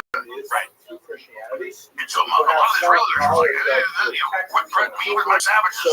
American citizen, great guy. Pro-Israel, but he came on my show 2 weeks ago and said Netanyahu needs to go. According to all his sources, I mean, they take Israel to be one of the most popular countries in the world. The most, Israel and international polls is the most unpopular country in the world. Yeah, they've had a rough couple of years in terms of their So if you ask what's going on with Netanyahu, the kind of mind that only comes Netanyahu, around once every 1,000 years. until 3 years ago, on record, Paul Articles was the main funder of Hamas. Israel set up Hamas and funded their creation. It's credited the PLO. So you got one group, you put a new, more radical group in that challenges them, and then people forget about it later and you blow them up next month. Like I said 8 months ago when NATO, Turkey and Israel on record overthrew Assad after 18 years of trying, or 17 years. I said, I've been 6 months they're trying to overthrow the new Al-Qaeda leader. Well, Israel's out bombing, trying to take him out. Which is a one-dimensional thing. Sounds good. I don't like the leader of Al-Qaeda. Ethnically cleansing from non-radical Muslims and Christians and Druze and others.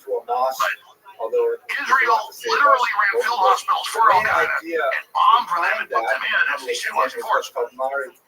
Just like Netanyahu's predecessors look at next when they were in power, played created Hamas. So then you have October 7th and this stand down, this little armed camp, incredible Israeli intelligence, one of the best militaries on earth, that's not high.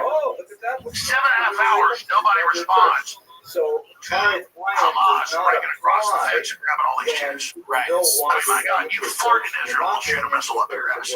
So, Netanyahu admitted there was a stand down. The army blamed him. He blamed them. That was a couple years ago. He said, when the war's over, we'll investigate. Well, for Netanyahu, in power 25 years, serious heart problems, indicted. He stays in power by having crises. And so it really comes down to him and his party. And they don't get to have elections for 5 months under emergency declaration. They can't even have elections because of this emergency. So he stands to gain. The weapons makers stand to gain with billions of wicked weapons being spent. Iran's always okay. I'm not defending them, but if you look at Wesley Clark 20-some years ago, he goes to the Pentagon, which is classified now. They go, the next 5 years, we're taking out 7 countries. Iran's the last. Well, they got Syria 8 months ago. The last one is Iran. And it's not just about getting that Gaza Strip. Under international law, Israel gets 12 miles out. And they've got one of the biggest gas fields undrilled because of the conflict. I mean, it's more rich than, off the coast of Texas or Louisiana. And so there's trillions of dollars, and they've already built a pipeline up through there that goes up to Turkey. So Turkey is involved. Erdogan acts like he doesn't like Netanyahu. Those guys are on the spot. They're Saudis trying to join them. And so it's all, and the U.S. is involved, wants to act like it's not because it wants to stop the Belt Road out of China and all the way through. And into Russia and Europe. They want this other pipeline they're building up into Europe out of there. And there's gas all the way up from Israel, Lebanon, Syria, all the way. And so Israel wants to build the main industrial shipping hub for shipping liquid natural gas and the pipeline into Europe. It's got probably more gas than freaking Alaska. I mean, it's got more gas than Kuwait, more gas than areas there where Russia intersects with Ukraine. It's one of the richest gas fields in the world. Trillions and trillions of pure liquid natural gas and oil. It's near surface, by the way. It's not deep. And so it is a gold mine. So you hear Jared Kushner, I'm going to build condos here. You know, these weird AI videos with Trump. It's going to be so beautiful. Saudi Arabia wants to come in and bombers to pay to make it all nice and you give all the Palestinians jobs. That's all of a cover. The hotels and the swimming pools and casinos are nothing. It's that hub. There's the southern hub. You can say, well, there's natural gas all the way from right there in the Mediterranean up to Syria, but you've got to have the hub at the start of it for the pipeline to come up out of Israel. Right, so this is not even debated. So we're talking, they're saying like $7 trillion in current numbers just on the coast of Gaza. You add it all up, it's over $20 trillion. You can leverage that. Then you have the military control. Israel is never actually, other than by Tel Aviv, they've never had a proper port. And so this is about strategic alliances and control and blocking China. So I want to just blame Israel. And all the Israel guys, for sure. It's all about the U.S. acts like Trump. Oh, please don't go to Gaza. Next week, years ago. Oh, please don't hit Gaza. No, the U.S. and its interests are absolutely aligned with Israel. Well, no, in that sense, I think you're right.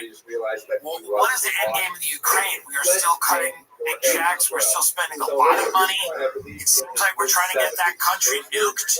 I mean, hopefully there will be a deal in place. The Vice President said he thought that was a very big possibility, but it seems like the policy of America is to push Putin into a corner until he uses some type of tactical nuclear weapon. I mean, I can't see any other end game here. Well, as usual, your analysis just yourself is accurate. The head of France's finance, the head of the military, the head of Sweden, Germany, the UK have all said the last 2 years, look this up. They said our business plan is a 20 to 30 year conventional war with Russia that will bankrupt Russia. We'll finally break Russia up in 5 parts. Well, that didn't work yet. Russia's outperforming weapons production, conventional munitions, artillery shells 3-to-1, drones 3-to-1. So that's not working.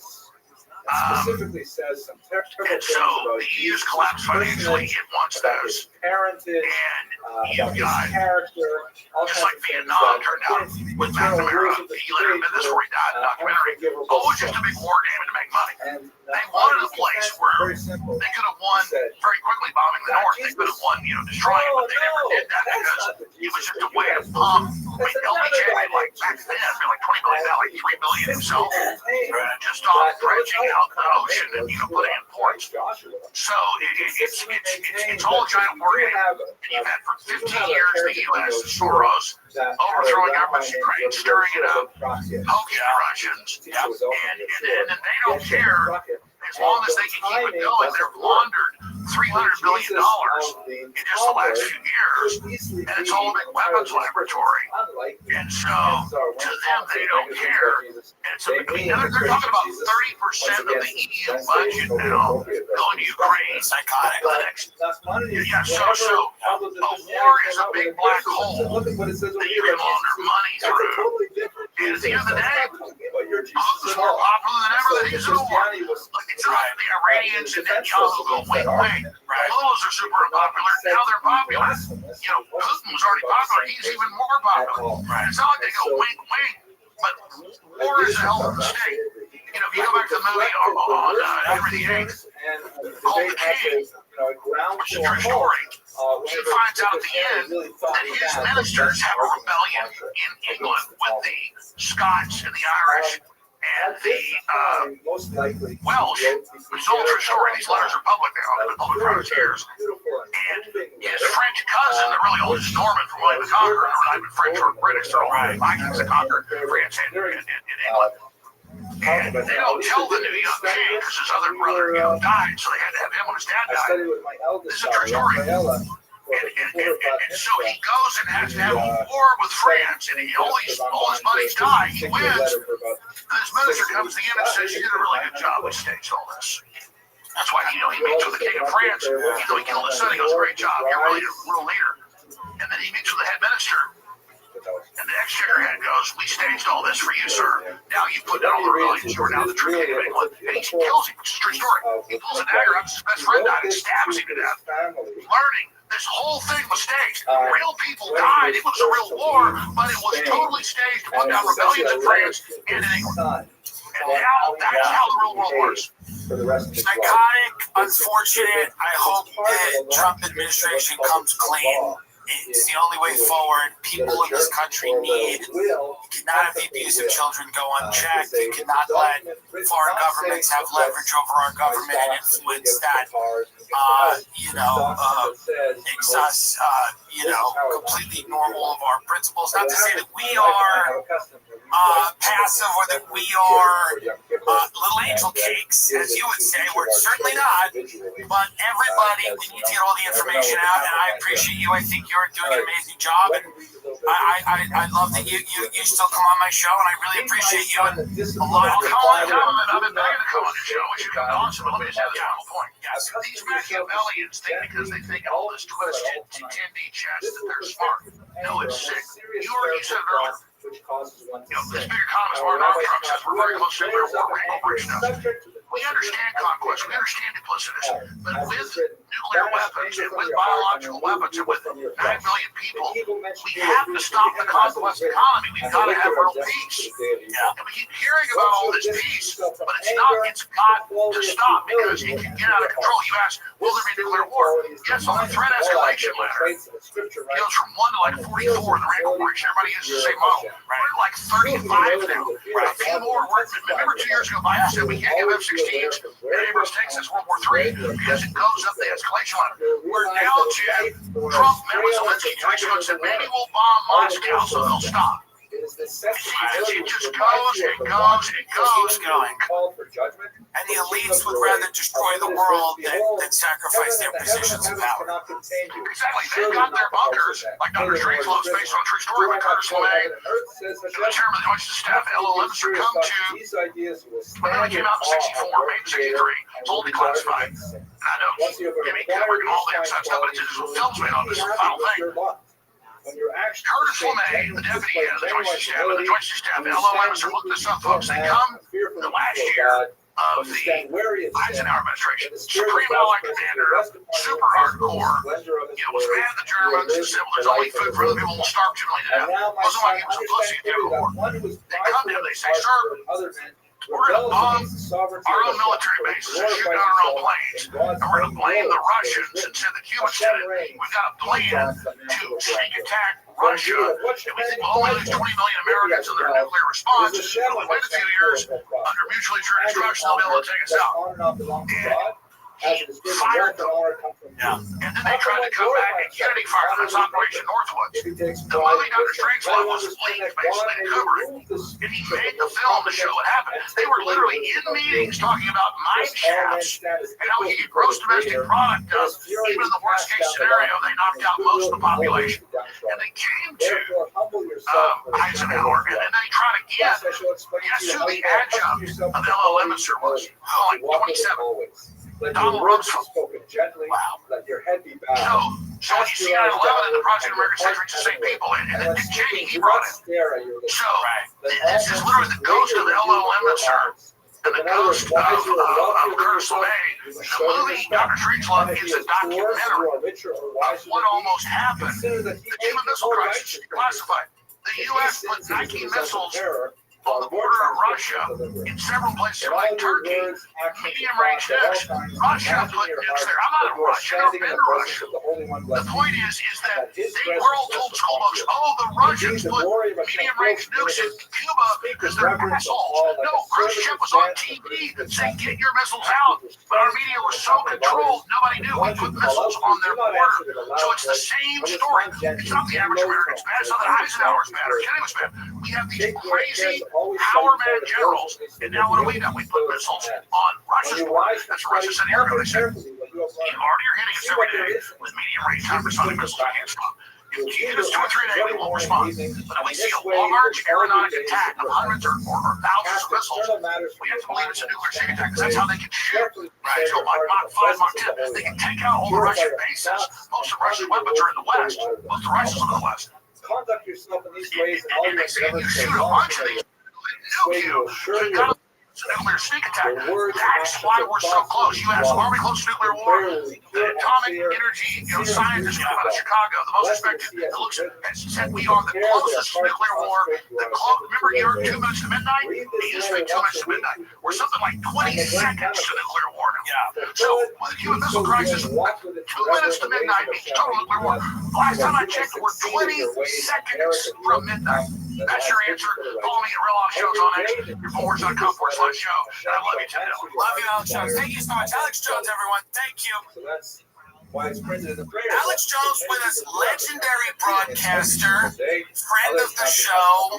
I've been lucky enough to speak to him about a lot of the crazy shit that has gone on the past 10 years. And, we'll just come right out with it. We want to get your read on what is going on because, from the outside, the Trump administration campaigns on exposing this cover-up, blowing the lid off this cover-up.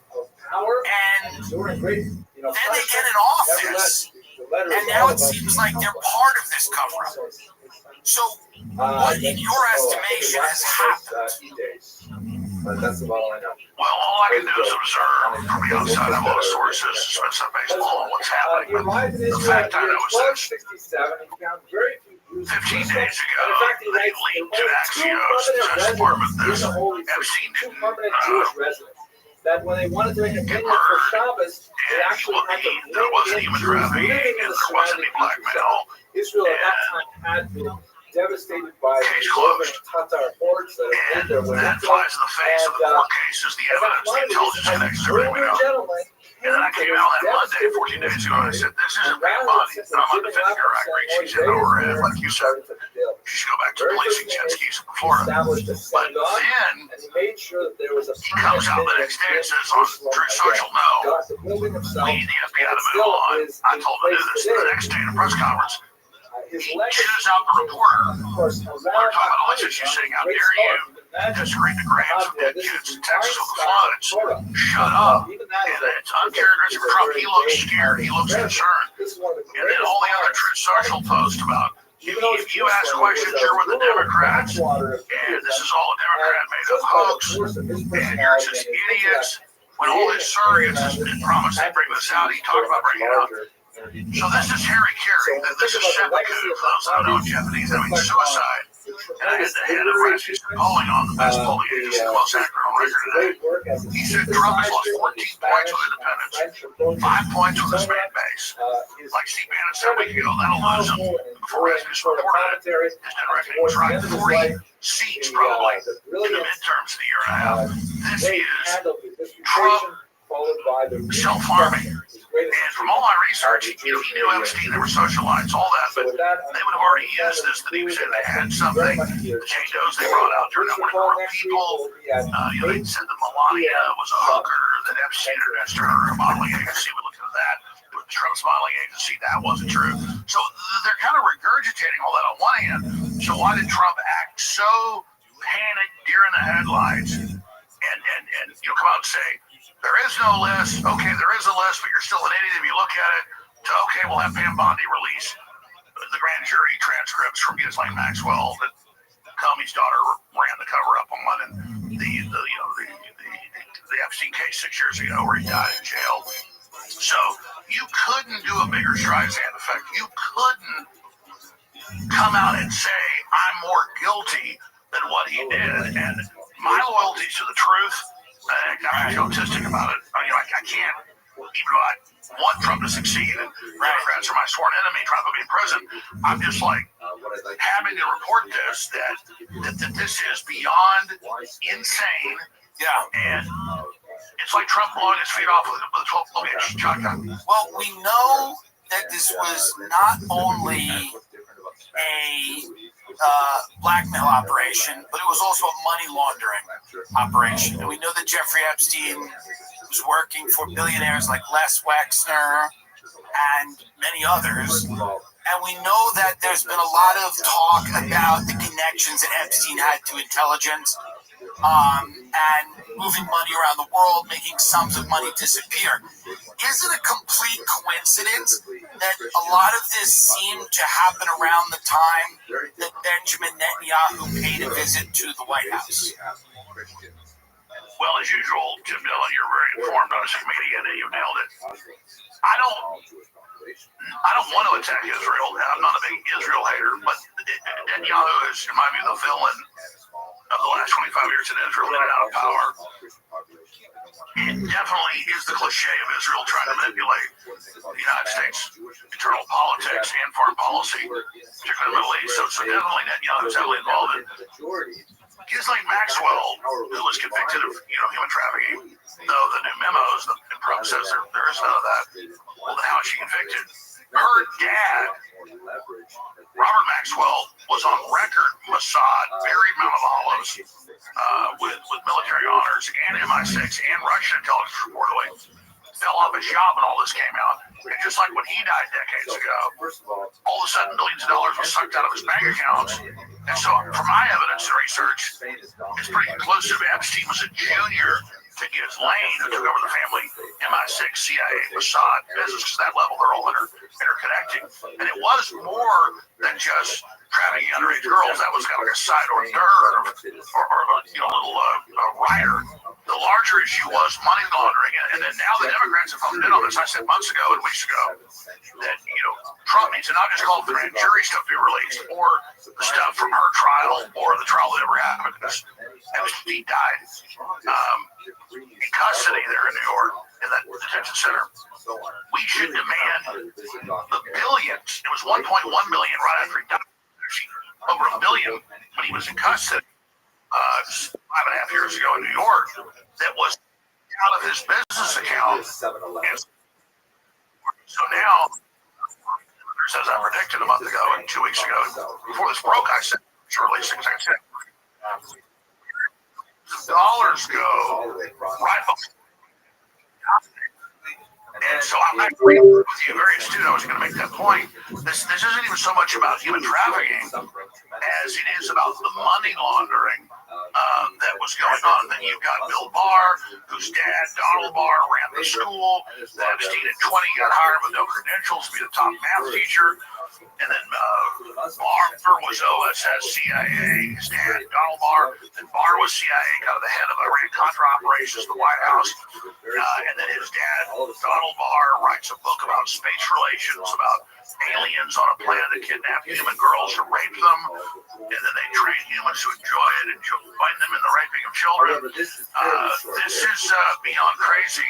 And he hires Epstein to do all this. And so, yeah, Trump had beauty pageants, and Trump had casinos, and Trump had golf courses, and Trump, was involved in sporting events. And so I thought, well, they ever had anything on Trump, they would have brought it out as they tried with a bunch of nothing murders in 2016 and 2020. But now that he acted like this, I think the jury's out. But where the jury is not out is on the majority of people on the plane, on the flight logs, are Democrats, are big power brokers like Bill Gates. And we know some people in the Trump administration have been heavily implicated. I'm not going to name names. And so you nailed it when you brought up Netanyahu. So let me, if you've got time here, we have all the time in the world. I just want to add, when Bondi said we have 10,000 hours of video, she said we have 10,000 hours of video.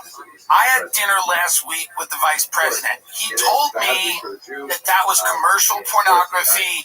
They do not have videos of any powerful person in a compromising position. That's the party line that they're going with. If that's the case, why would Pam Bondi call it evidence? Why would she say it's evidence? She's not an idiot. She's the Attorney General. Why would she say she has files on her desk if none of these implicated anybody? It just feels like they're covering something for sure, 100%.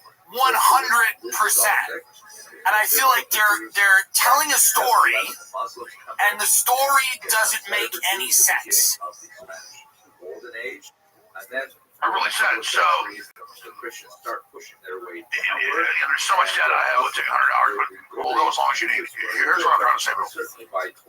There are two main tracks here. Economist by Bondi and Patel and Bongino, or a mix of that, or pure cover-up. But undoubtedly there's a cover-up. So here's what we know from the timeline. And I'm not trying to gonzo journalism write myself into the story. I just do this 7 days a week. So I broke most of the different developments that happened in the last 6 months. So here's what we know, and you give me your conclusion.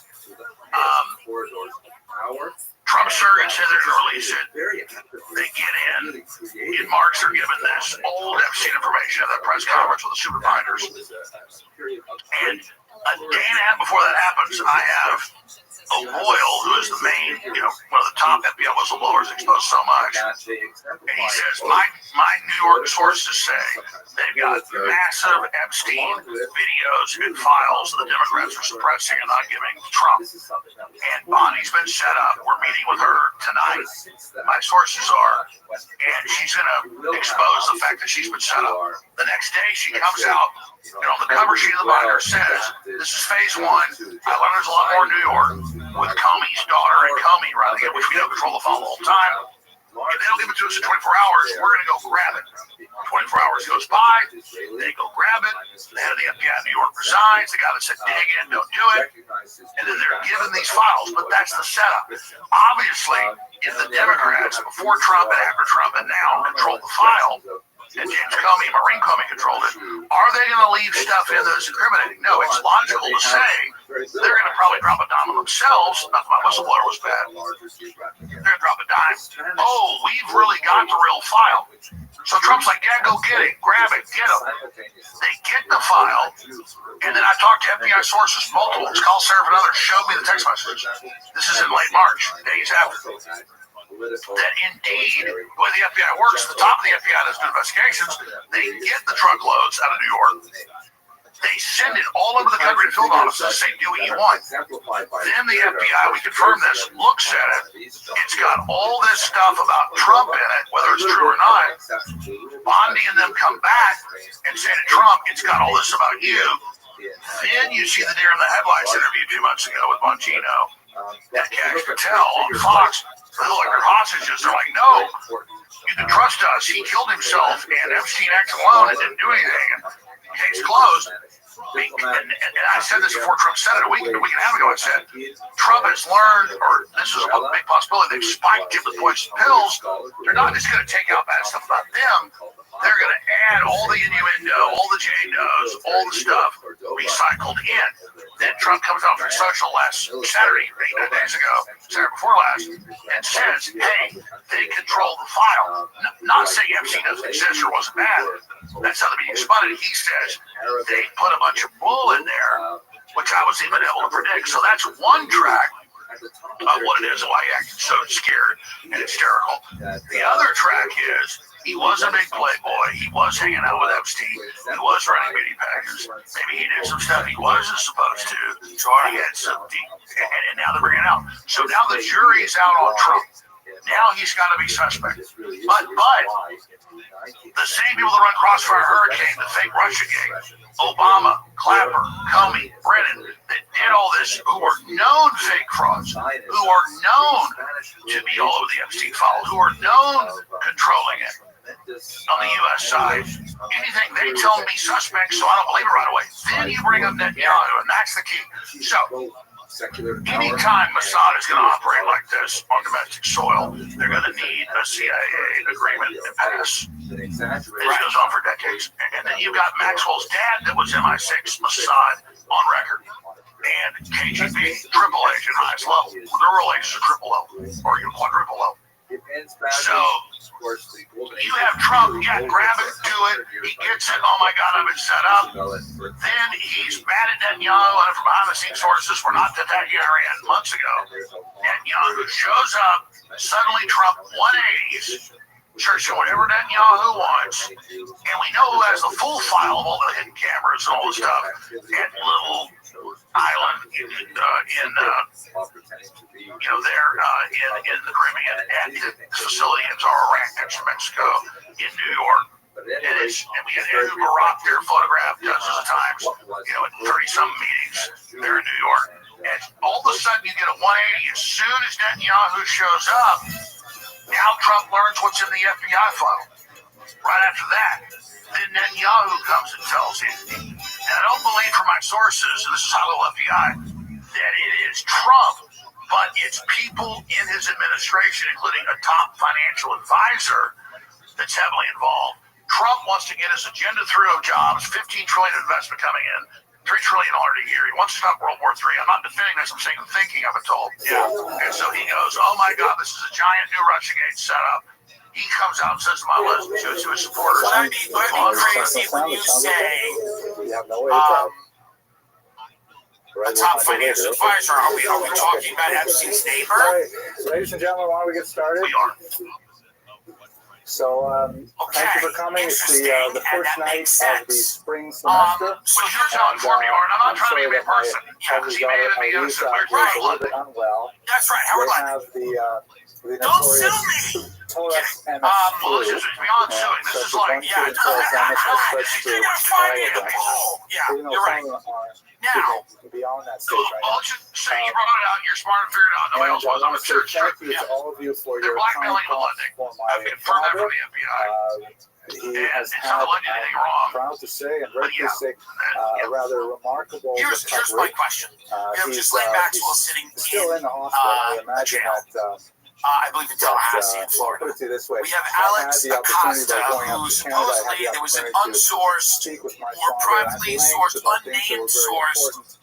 And person that now Vicky that I've had the Ward opportunity, every quoted saying conversation I Alex have with my Acosta father is like an said, unexpected I was gift. told And to I'm very stand grateful for all down. of your good wishes. Epstein And my mother, belonged of to course, was very intelligence. pleased that That is why he was not father's health prosecuted. stabilized. The federal prosecutor. Right, to the fullest extent of the You law. have in your hands Why the flyer for the spring semester. Do we not, and by You'll we I note that mean the the Trump topics are on administration, the American right, and people there are a few demand key dates when that we will not be Maxwell meeting testifies around in the front of holidays Congress Passover. and that Alexander Acosta testifies in front of Congress about whatever this operation was. I think you have a good idea about what it was. But it's a vile operation. It destroyed the lives of children. No civilized society can exist ignoring things like this. And it also opens up many questions about a financial system that we barely understand that involves oligarchs, criminals, human traffickers, drug smugglers, and our own political class, by the way. This is why Nancy Pelosi has been so quiet about this. Let's be very honest, because she has no problem with, obviously making lots and lots of money, and lots of our politicians, I mean, Barack Obama, these $30 million homes in Martha's Vineyard or whatever they are. Why do we demand that they testify, Alex? Adding the PowerPoints right into the lecture in a very nice way. The only thing that's a little weird is that they're taking my 60-minute lectures and they're shrinking them down to like 36 minutes. Which means they cut out the jokes for sure, and they cut out all the questions. So this part of the lecture will probably not be included in their version of it. But this is a joke I heard Rabbi Rothschild say when he was here last weekend. And it's apropos for our meeting today. So, person goes in to see a psychologist to have a consultation, and he sits down and on the sofa, the psychologist there in the chair, and he says, "Listen, doctor, before we begin, I'd just like to know how much this is going to cost me."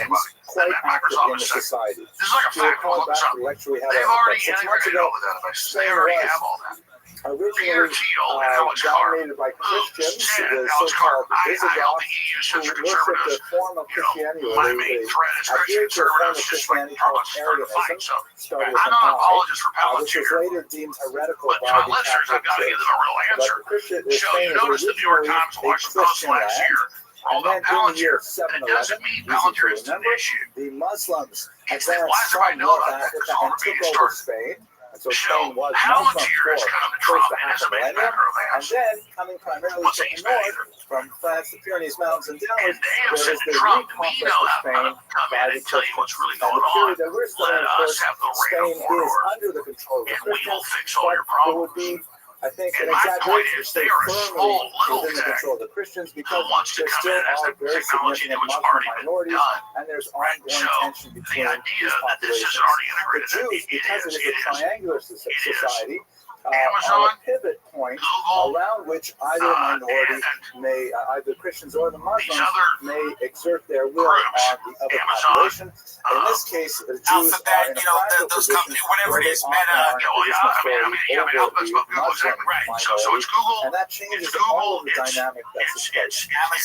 Furthermore, because Spain has a somewhat checkered past with regard to the traditional Roman Catholic faith, first with its Visigothic origins before the Spanish conquest of the 8th century, and then later because there are so many Muslims in the society, Spain frequently wants to demonstrate its bona fides as a Catholic nation by, indicating how loyal they are to traditional Catholic doctrine. When in doubt as to the best way you can demonstrate you're a Catholic, all you have to do is push through the Jews. That's one way to really send a signal. We're going to hold the line on traditional doctrine, and so that's another factor that comes to play in Spain that will be very relevant to our discussion. Palantir is a usurper, an upstart, a pretender to the throne, trying to come in to give Trump control, because the U.S. government's been directing the Googles and the Microsofts and the Amazons to already create a fuse system that we already have. Does that make sense? It absolutely makes sense. The reason Palantir is always a red flag for me is when Peter Thiel's asked things like, should the human race exist? And he kind of stutters and stammers and doesn't really seem to have that one seems easy. And he doesn't really have an answer for that. He's also suggested that maybe people went to Epstein's Island because they wanted Epstein's advice on their divorce and stuff. It just he also says, we need to do what I'm doing to stop the Antichrist. Right. So it is definitely an honorific. It just feels to me that yes, they are part of a very large group of companies I don't trust. But it is worth noting that this company is, they want to start helping to surveil Americans more than they already are. I mean, that's sort of, or help, concentrate the information or help merge together. Oh, yeah, good point. They're both Christian dominated, but they're fighting back and forth between each other. Abraham got involved in quite a bit of that as he's fleeing from Spain, back to Spain. Palantir is offering to Trump. His background is from Seville. If we look at the map here, Denver, you see that's fairly close to where the Muslim conquest occurred. Down here, on the lower third of Spain, close to the Palantir is offering to use the grid that's already in place for Trump's aim. So what I'm trying to say is it's not offensive Palantir, it's that we're saying we're at 25. We're in the year 2050. I'm saying it's already there. The Palantir thing is a fight about Trump coming and saying, okay, I'll hire you to explain how this works and give me access. I'm saying it's already all there. No, and I understand that, and I think that I don't trust Elon Musk, I don't trust anything, I don't trust Sam Altman, I don't trust Mark Zuckerberg. It's not because I believe they're inherently evil people, or although they say some things are inherently evil. I believe their agendas are radically different than if you took an American off the street and said, what are the things you value? Very few of them are going to go, we want to terraform Mars and merge with AI and destroy the human race and all of this stuff. So I do think that the tech community, it's important to have a thriving tech community, but it's important to not turn our country into a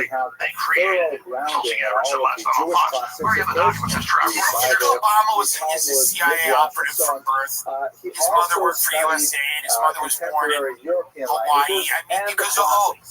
Obama weirdly comes up all the time as this guy. I always think these politicians are middlemen, and I imagine that as we shall see Barack later Obama in his writings, would be like a similar politician, like a Clinton type, where like they know what's going on, but they're not driving. sources from outside Bill the Clinton, Jewish Hillary religion. Clinton. He was Come out of well the versed in CIA the writings and the of the Dixie early Mafia church and the fathers, Chicago Mafia. St. Thomas Aquinas, There's whole and many films of the made other by thinkers Joe that were Gilbert, was that circulating research. in It's society. well known. I didn't find Obama's any grandfather confirmation was the that head of he the knew CIA in Arabic, Hawaii. but he certainly was His familiar mother was a with CIA the sex writings operative. of Avicenna, His real Averroes, father and was several out of other Kenya, people but was who head of wrote the Communist Party in the USA. Maimonidean phase. And the In fact, major much of his newspapers, early Frank Marshall energies Davis. were Where do you spent think he was on born? analyzing You have to take a Maimonidean guess. He was born in philosophy. Hawaii. So he Oh, he had was? a really, like, we would say, the It was ultimate day Obama school education. in 4 different Very videos strong when he was a traditional senator Jewish subject, saying, I was born in very Kenya. strong in I'm back in my traditional home country. It's a secular fake studies cover as well. story. And then that guy, that sub-Saharan Africa that looked nothing like him. You look at Frank Marshall Davis, it's him, and he wrote Dreams of My Fathers. I spent summers with Frank Marshall Davis in Hawaii. He was friends with my grandfather. He felt like my real father. And it's Frank Marshall Davis. Then his mother, Betty Davis, not Betty Davis, what's that woman with the dark hair? We don't know a lot the about famous his bombshell family. 50s His baby. wife we know only as Mrs. No, Agravano. it's the one that did But soft we know porn. that he was married young, It'll pop my judging head in a by minute. the dates Boys, of they the did birth that of his style. children. We know of 2 sons, He's the famous and porn there that are Frank passing Marshall Davis references that released may include in the 2 same daughters house. as well. It's in We know photos more of about his Obama sons with who the really same followed in couch, their with the same father's pictures, footsteps. with his Many mom of and Frank them Marshall Davis following visiting. him into Frank Marshall exile. Davis, Some of it's the her most with tearful women on the very passages of same his biography Betty describe Page. how he was It's the separated very from his same family for couch. several years, And it's in and then famous one of private his porn sons would come collections. and finally His mother was, find him in Venice or in all of someplace this, like she that. was a famous CIA And sex operative. at So least you're one of his sons saying that Obama is continued in the from literary an tradition intelligence as well. family. So we know a little bit about Well, his you family said life, CIA, but but since he is mostly Yeah, no, wrapped up but in that's what I his feel political as well. I energies mean, and his literary I activities. And Speaking Frank of his Marshall literary Davis, activities, the the main things he publisher of wrote, communist basically newspapers his all over literary the U.S. oeuvre was composed He of is a 2 famous really distinct pornographer. periods. The first Obama was in says in his Dreams of My relative Fathers, youth, that he is was before like my he was about father. I'd 40, stayed with him that in he the was summers. very much He was friends with my at ease in grandfather. Spanish And his society, dad's the famous and CIA banker. not Well, I know terribly people in disturbed Chicago by that have said the that Inquisition Obama or the later essentially expulsion, had which came led kind of in a the secret late double life his entire life, and they were shocked when he and then was polling so well in the election. Obviously, he was a brilliant politician, but that the media didn't go near any of his secret life the way they didn't go. There's a lot of people that obviously the media's told to stand down, but I know people in Chicago, these large financial institutions that knew him, that were shocked that more details about his private life weren't emerging. Aristotle and its critics. Well, yeah, and and he when you says study every Aristotle in a employee, Jewish he's a sense, you gay must man, study help lay down on Maimonides, against because gay people and Maimonides everything was else. also I heavily mean, it's influenced well by known how he's Aristotelian being thought. controlled. And so, So you very astutely said he may be of the CIA. He is literally a Manchurian in the kid. continuing People of with that secrets tried and true debate are that have been going on for several centuries. seemingly the people that always lead I have us. to say, although I admire the It man seems to be phenomenally, if you're in the I find it closet, hard myself to if really you have a get problem through his with your commentaries. drugs I or find that, money in my or humble something opinion, like that, I'm not a literary scholar, leverage is but I find that always they being tend to be used kind of on different long-winded people and, so to control them. repetitive. And Because you're you can see compromised. that 1,000%. I'm not the only person So who thinks Trump, so, because there are in several my estimation, abridged has to Ravana just commentaries let everything where, out. you know, if you can't No matter make how it through embarrassing it is. 2,000 Yeah, but words, he they'll does. give you a I mean, 500 look, word summary of the same concept. Democrats are And when trying you to do be that, it's really not horrible easy to take. people. Now, that's not saying that Ravana was long-winded in his thought. You know, I got It's accused by a lot probably a of result that influencers and people much of his actually writings on were every channel. originally delivered That's nothing for me orally. to be on CNN, Perhaps ABC were even News, written I could care to be less. delivered They have orally. tiny Because audiences. oral I don't presentations like to have to will come tell the often truth on air and repeat have them obvious spin it and use it information, against Trump and MAGA. go over Because the MAGA is material great to make sure overall. that people There's understand definitely it. a force for good. And Robert F. Kennedy Jr. and Tulsi Gabbard and Tom Homan. And I mean, they're doing amazing things. So the So I don't feel maybe I'm long-winded that nature hard. of much of I his don't writing do may this be because I can due attack Trump, less to which I never his do. lack of literary And then, get publicity out of it. I did it because I had to keep my skill, integrity. which was enviable, and more I to don't the know way in if Trump which can the course material correct from was this. I have originally the intended interesting to be moving on today. consumed. Some of it's bounced He back, began a but large commentary on the Torah. It was interrupted several times in his lifetime because of his flight from one country to another. One of the most moving passages, he lost most of his commentary on the book of Torah for about 30 years. And then when he was fleeing from one country to another, he ended up on It's almost like the Trump admin, Ronnie Kennedy. he came across a manuscript copy that someone had made, The and he had chemical companies, tremendous the big sympathy pharma, and because the he big pharma will realized just that come much back of for his your story donations. was And I'm going to say something very interesting. interesting. I think obviously poison food in America needs to be dealt with. But Kennedy was talking a lot about these vaccines were mandated and had a lot of adverse effects. Pam Bondi is now not following up the Pfizer thing. You know, maybe know more about than I do, but I saw that her and the White House chief of staff run says now. Only 10 years ago didn't exist. The biggest consulting firm. Says it was the same Their main client's Pfizer. So Pam Bondi and Susie Wiles, who's the White House chief of staff, run a consulting firm, and their biggest client is Pfizer. who died in his early 40s Well, that's as a not result of the great. plague. The And bubonic even plague today, was still quite active in the Spain lawyers came during out, the all the people 15th century. involved, It broke out in the even early in 14th Congress century, said, but for the next 200 years it that continued to scourge much Kennedy's not of even Europe. insulted And now. when So we Alfonso look at Pissy IV Kennedy, he's like, died, yeah, we're banning his that mRNA shot. successor And then was not the at all White the House same kind somehow of king. overrides it. And I'm This not, new king yeah, had, it's and I think by the way, Kennedy, I will from tell you that people I'm that I not sure know, how I to think pronounce it. Kennedy Maybe feels some like French he's speakers here. frustrated. I also think, yes, get the poison food out, but also Kennedy was coming in there saying, listen, we had these mandatory vaccines, a lot of them had adverse health effects, and now that's not being talked about. Everything's about food dye. Now, by the way, get the food dye out, sure, but let's not indemnify companies like Pfizer and all these people going forward. I mean, big pharma, it's the biggest we got our car at the Orlando.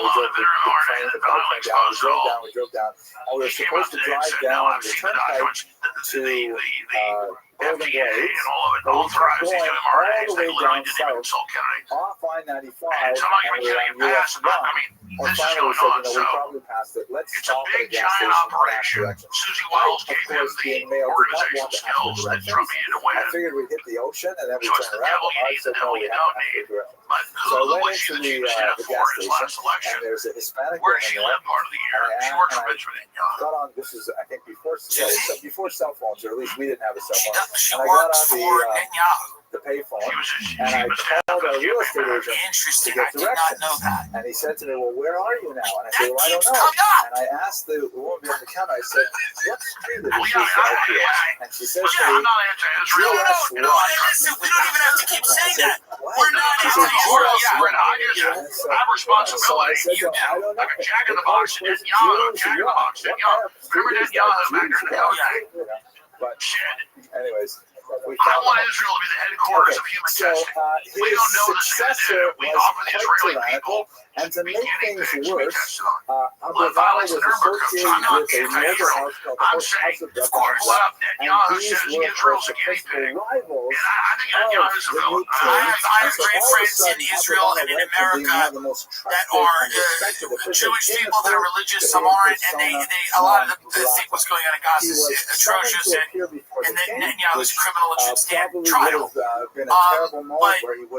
it is interesting to see that this administration is starting to got the idea that this was going to spin be out a of dangerous control. invitation, and so he decided rather to It flee. feels like that. Yeah, that's a good way to see it. left, The first 5 months or so, heading west it was like towards Portugal. He couldn't simply almost cross the perfectly on border. track for He what, had to and travel then a it just little started bit going north sideways. and now it's moving very quickly the wrong direction. A little bit later, but he And realized I have no interest in them failing. My God, the Democrats are really driving me impressive. he managed to Shooing cross me the all of a border, sudden. I mean, it's like my amazingly, lifeboat. I'm in as Trump, after and then what he's Spain poking was holes in the bottom of the absolutely boat. correct that this is And I what don't want to be they're enemies planning with for. Susie Wiles. I don't want They to be enemies. sentenced him to I death can in tell you a lot more. absentia. I mean, I had a White House Decree call that up would and be like, remain in effect for the rest of his last life, week, what do you even though want? he would end up later working for the Yeah. Spanish crown I'm like, oh, again. you think I'm doing all this just to get something I've never asked for anything? During this time, I want when he you was to do what you were separated elected to from his wife and children, Yeah, so living it in went exile from, in Portugal, you're he had bad, we're going to have our influencers incredible attack you, 2 weeks ago, of what do you creative want? energy.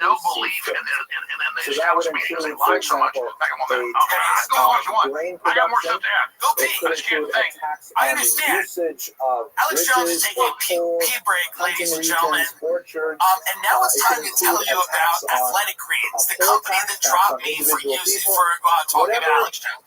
way I they did could one figure ad out on to my collect show those about taxes, Athletic Greens that many is their years job. ago, It was and called we tax did it from farming Alex's because studio, and they dropped whatever me. they were able So to here's what I'd like collect to say about beyond Athletic Greens. what was You know, requested one by day the my friend king took Athletic was their Greens and he profit. died. And so this worked very well for Jews. He put because Athletic here Greens they in a are, water separate bottle and population shook it up, entirely. and then he And drank when it, you and move now into a he's region dead. where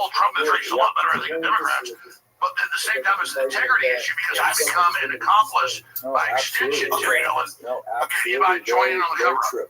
Agreed. I process it the same way you process it. I think securing the border, having it, having the American working class regain ground, and trying to provide a standard of living for people and not opening the borders. They've done that in the UK. It's caused tremendous strife.